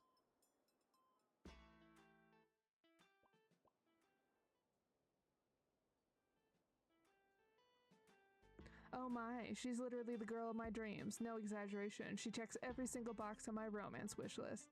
A face as delicate as a painting, genuine and endearing, and most importantly, a heart that loves me absolutely. Love always strikes when you least expect it, and here I am running right into it. You're amazing, seriously. My principle has always been simple, to satisfy the customer's needs. Whatever you want, I can draw it for you. But you know, private creation is illegal. Risks always come with a price, huh? Got it. The Department of Aberration Defense License, guaranteed to be convincing as your illustration skills. What's her name? Names are the first connection. The privilege of naming, of course, should be left to the customer. Let me think. What do you like? I like Soren. Such a direct confession makes my heart race. A young girl's sweet whispers are always so wonderful I could listen to them forever. So next question, when do you want? I want Soren to like me. Alright, if you can forever remain the way I love you, I'll give you all my love without holding anything back. Let's continue. Next question, what kind of person do you want to become? What, you want to inspect the goods thoroughly? No, it's not about inspecting goods. It's precisely because she's not merchandise that we need to verify. People are always the hardest to see clearly and the most fickle of all. I want to become someone Soren likes. Nah, you can't be someone I like. Soren doesn't like? Like is such a fickle world. I want you to be my ideal lover who always thinks 2 steps ahead. Got it? I might not know what I like, but you have to. Don't worry though, I'll teach you step by step. I'll do my best. Out of all the clients I've had, you're definitely the weirdest one. You look like such a bad boy, but you're actually super innocent. What I want is the most perfect everlasting love. Sapone, I'll call you by this name. I found in a story, a pure maiden like a white flower. From now on, your name will be Saphone. I think I'm saying that wrong. Sapone. My name is Sapone. Is this Sapone's memory? Maybe I can find some clues about the incident here. This was how Sapone and Soren first met, just as Soren often said. Every story begins with an unexpected encounter. I fell in love at first sight, and she didn't turn me away. Just like that, love blossomed naturally and unexpectedly. And then came a blissful, indescribable romance. How do you like the gift I prepared for you? I like it. The size fits perfectly and the fabric is so soft. Something really comfortable to wear. The style though, never seen anything like it. Is it the latest trend? Not really. It's a school uniform that students wear to school. If anything, it's more like an outfit that shows your identity. So Sapone is heading to school then? That would be unnecessary. I'll teach you everything they teach at school, and even more. Besides, according to your character settings, you're already quite smart. Sapone is smart, but she still can't figure out what Soren likes. No one can truly explain what they like. Like is such an elusive and intangible word. Every day I'm a brand new version of myself. I love everything with all my heart, but I can't stop myself from dying over and over again. So just pour your heart into loving what you love right now. Remember it as the most brilliant moment. Meanwhile, I'll keep it in my heart for as long as I live, and the moment when Sapone was at her most beautiful. When Sapone was at her most beautiful? That's what we'll be doing together from now on. Keep exploring and creating until we're satisfied. Alright, put this outfit on. I really like it.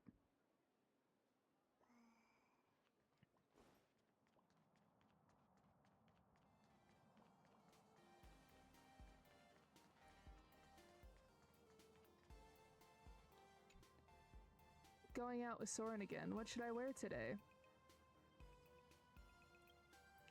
What a unique outfit. I've only seen it in a magazine before. I remember Soren's assessment of it as mysterious and dangerous, yet possessing a captivating magic. Sapone doesn't understand. Am I supposed to wear this outfit today? Sapone, haven't you changed yet? Hurry up, I made reservations at the restaurant. Sapone, are you ready? We should head out. I found some nice clothes in the closet. Soren, do you like them? Soren doesn't like? It's passable. It suits you, but something feels off about it. Can't quite put my finger on it. Whatever. Let's just go with it. Okay. I'll get that bag for going out. The one you bought me last week. You said you really liked it. With that bag. In that case, Sapone, I've got an idea. Why don't you just switch back to your original outfit? It matches better with the bag and suits the current weather. Yeah, I like that set today. Okay. Hey Soren, out shopping with Sapone again? Oh, she's got that outfit. What would you like to drink today? Just plain lemon tea will do. Remember, no sugar at all. Sweets would only dilute my sense of happiness. There you go again, talking like a philosopher. Hey Sapone, want some fresh milk as last time? Last time? Have I been to this store before? Repeating the past would be too boring. Let's give her lemon tea. Today is perfect for a taste of something sour. Huh? Did I remember wrong? I thought Sapone was a girl with a major sweet tooth, or was it you who ordered that extra sweet drink for her? That was last month. It's totally normal to change your favorite taste. If anything, it'd be weird if they never changed at all. But I don't remember. Don't overthink it. What does love look like to you, Sapone?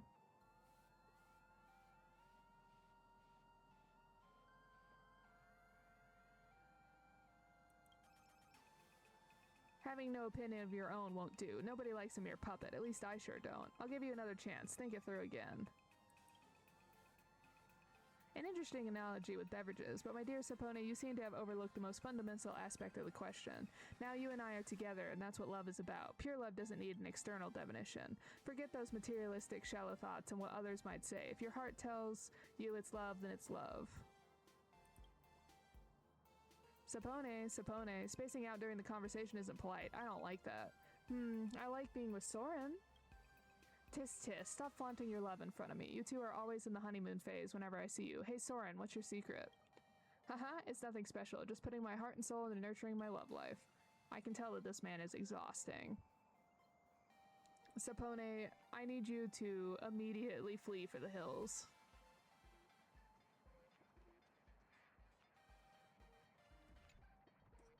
This was the love story between Sapone and Soren, just as Soren often said. We are just so compatible, or at least she's compatible with me. Somehow she just hits all the sweet spots perfectly. However, when the tide of passion recedes, fatigue quickly surfaces. Soren, let's go shopping together. Look, I'm wearing the clothes you like, and I'll bring along the bag you gave me. We'll talk about that later. I've got some gaming sessions lined up. All right. Oh, right, that comic you like just got updated. When you're free, let's go to the bookstore together and get it. I can't wait to see what happens in the raccoon story. Oh, that? Well, I already saw it online. Want something to drink? I'll get it for you. Still your lemon tea without sugar, yes? I'm sick of drinking that. Can't you leave me alone? All right. Oh. Soren doesn't like being disturbed. I'm not sure what to do. I guess I'll watch some TV. Oh. Hello. Box.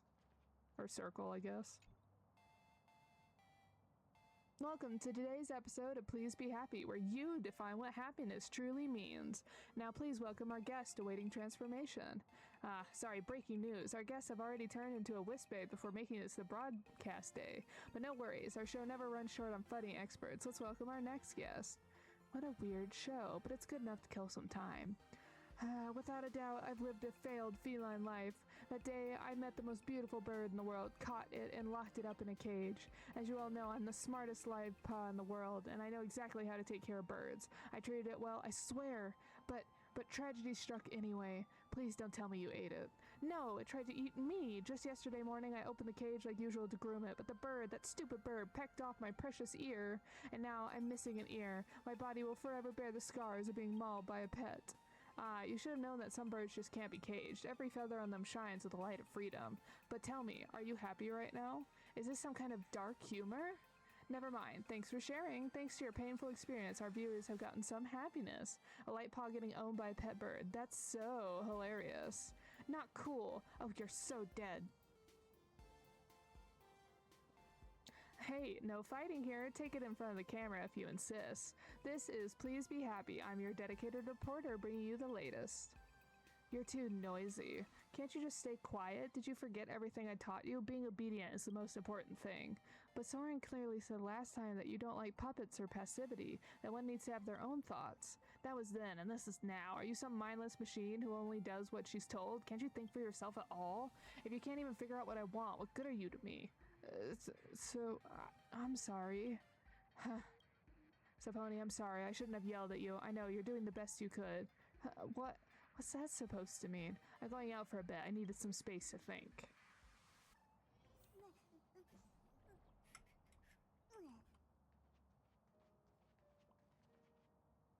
I do not like him. Do you remember the day you gave me this outfit? I said I wanted to see what life at school was like, so you brought me here.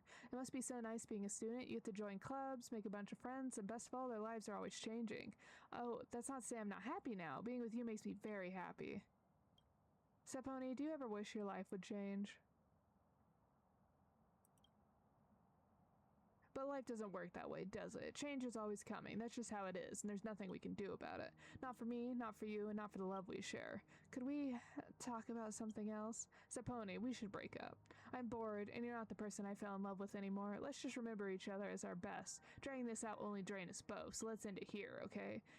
Could you tell me what it is about me you don't like?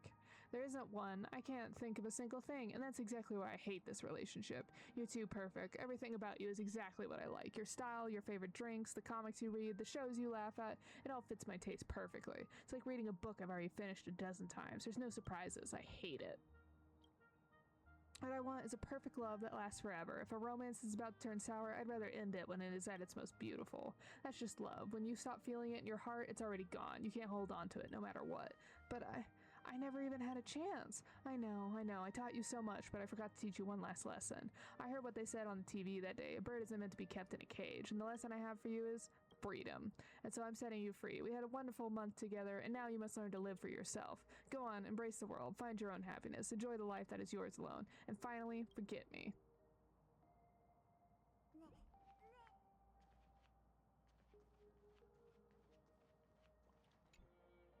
No, this isn't the path for you. Turn back, find your happiness. Go now. I'll be wishing you the very best for you and for the future that awaits you.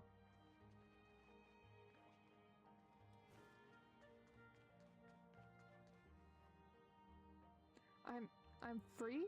But now I've left him. How do I even start to live my own life? I don't know, but I remember what they said in the Fluffy. To trailblaze is to cast aside all fear and uncertainty and forge a new path. Perhaps I can do that too. I can get a job at the drink shop to get by. I'm sure the owner wouldn't turn me down. I've got tons of clothes I can sell for some cash. I know how to make tea, arrange flowers, and cook. All of that must be useful for something. I want to go to school too, and join clubs, and make new friends. I want to chat with everyone about all the popular shows and comics. And I want to... The wind whips the leaves into a frenzy, swallowing the girl's figure from sight, and with it all of her boundless hopes for the future. As the leaves drift away, nothing is left at the end of the row but the wispae scattered across the ground.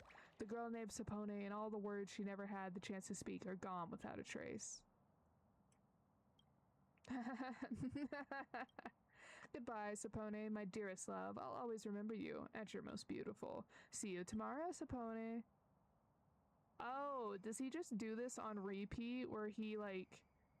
That's why she was like, oh, I don't remember going, because he gets tired of her and resets it so that he has to, like, reteach her everything?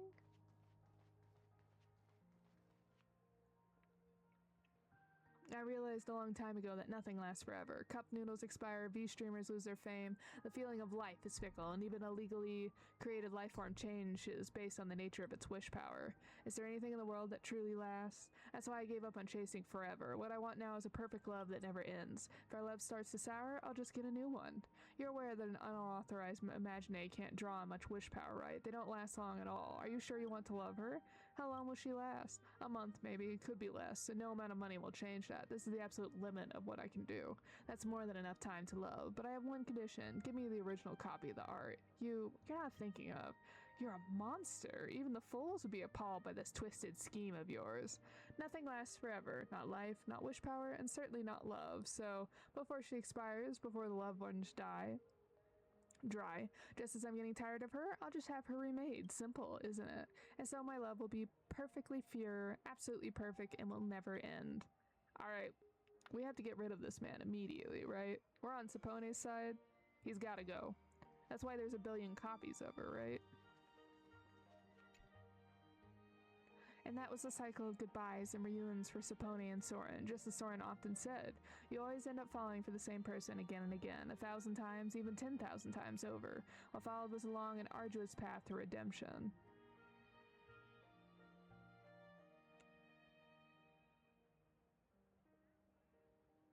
Try asking the security bureau for help.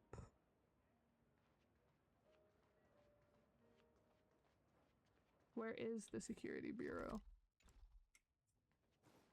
Okay, it'll cut me off eventually.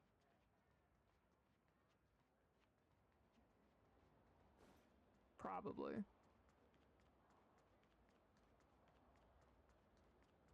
Is the entire map here?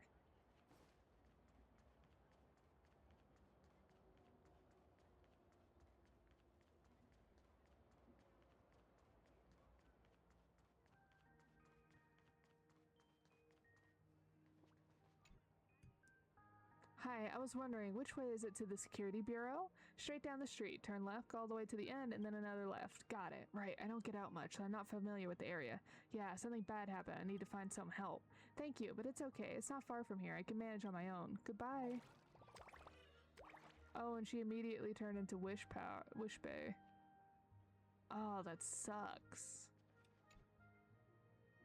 Hello? Hi, is this Please Be Happy show? Yes, I have a rather unique experience I'd like to share. Yes, I'm sure it's just what you're looking for. It's tragic, full of pathos, and kind of the thing that will have your audience in tears. And no, I'm not making it up. The talk show next week? Yes, I can do that. My schedule is open, so I have plenty of time. Great, let's be in touch. Yes, I'll make sure to tell the whole world what I've been through and what he really is. Thank you.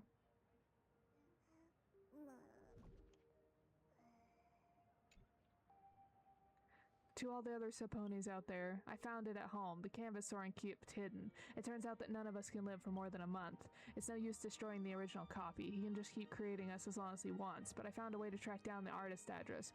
Graphy, the one who made us. I don't know if she'll help us, but at the very least I have to pass this information on. I can't remember how long I've existed or how much time I have until the month is up. It can't be more than a few minutes now. But if another Saponi finds this information, then we'll have all the time in the world. He has it timed perfectly, only letting us go at the very last second. No one can help us but ourselves, the other Saponis. You can do it, Sapone.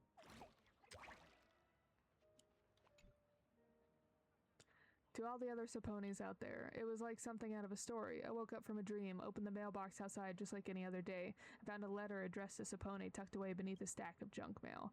After reading the letter, it all made sense. It was just like the warnings on the envelope. Whatever you do not trust Soren. It's too late now. My time is almost up. I hate that I didn't find this sooner, but there's still a chance to set things right. I copied the letter's contents and hid it somewhere he would never look. No one knows him better than I do. To the next Sapone, please, you have to find this.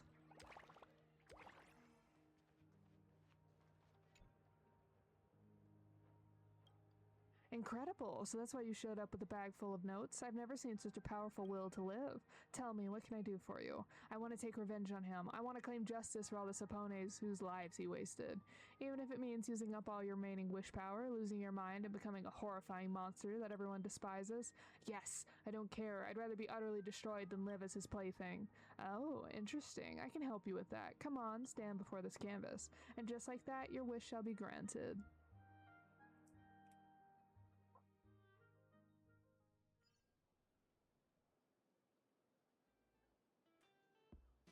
Your consciousness suddenly snaps back to reality, like waking up from drowning in the deep, lightless abyss. Sapone, Sapone, more Sapones. Countless Sapones fill your vision, swarms of Sapones crowding the entire street. But now you understand, this isn't some random aberration, but a long drawn-up revenge orchestrated by the voiceless. All the Sapones are still reaching out into the void, and at this moment you decide to... Granting Sapone's wish means turning a blind eye to Soren. Am I ready for that? Oh, get rid of him immediately. I'm leaving the rest to you, Sapone. You seem to see Sapone nodding gently at you, indicating she heard you, though you might have just imagined it. Ha, I've heard that love is like a tangerine. Even when its inside is rotted, the outside still keeps the shape of happiness. But I disagree with that. Most people's love has long since died, yet I merely let it end at its most mesmerizing moment, and then let it rise from the ashes. What I seek is the purest, most perfect love. This has always been my approach, always. This is my life's answer, my elation. Realizing the inevitable end, Soren lets out his final cry in front of his former lover. Either way, you choose to turn away, no longer interested in watching how this absurd show plays out. After all, he and they, I guess they all got what they wanted. A few days later. You're here. Word from the security bureau is that there's been a massive aberration event lately. An imaganae called Sapone split herself into multiple copies and caused quite the ruckus. The aberration subsided quickly, causing no real damage, but she had drawn up enough tension. Following the leads, they found the evidence right at the scene, a package stuffed with envelopes. That artist turned herself in. She probably planned this from the start. Maybe she got on someone's bad side and needed to lie low for a while. That official who illegally created imaganae Soren has vanished. Is he alive or dead? We don't have an answer right now. What do you know about this? Alright then. If anyone from the security bureau asks what you were doing that night, just tell them you were having hand-stretching noodles with me. I love that Ashveil is just on Team Vigilante all the way through. He's like, yeah, I'll get you that alibi. I agree, he was a bad noodle. By the next ginkgo season, the dandelions will drift no more. Let Sapone fulfill her wish.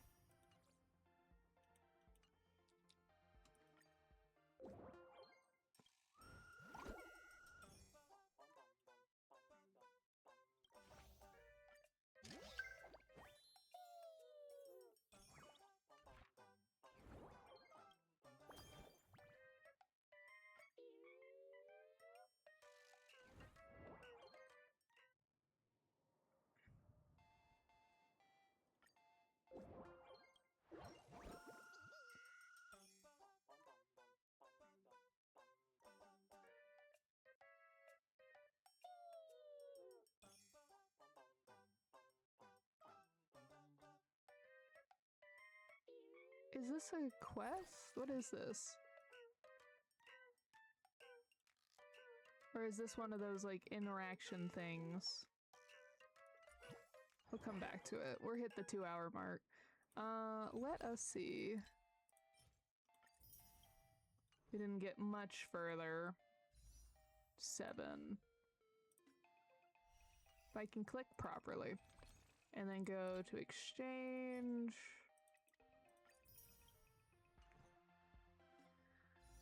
Alright, last 10 pull. We're at 35 pity. Last attempt to get E4 fine on.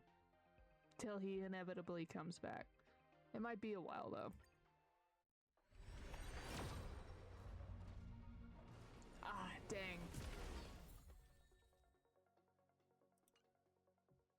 Drat. Alright, 45. If the current trend continues where I'm only getting them at like 80, then I'll have to wait for another 40 pulls to get any new characters. But with the new banner that's coming up, we are of course going to be pulling for our boy Don Hung. We want to get him to E1 if possible, which is our goal. Because we already have him, we're just going to put in that traditional like 3 10 pulls.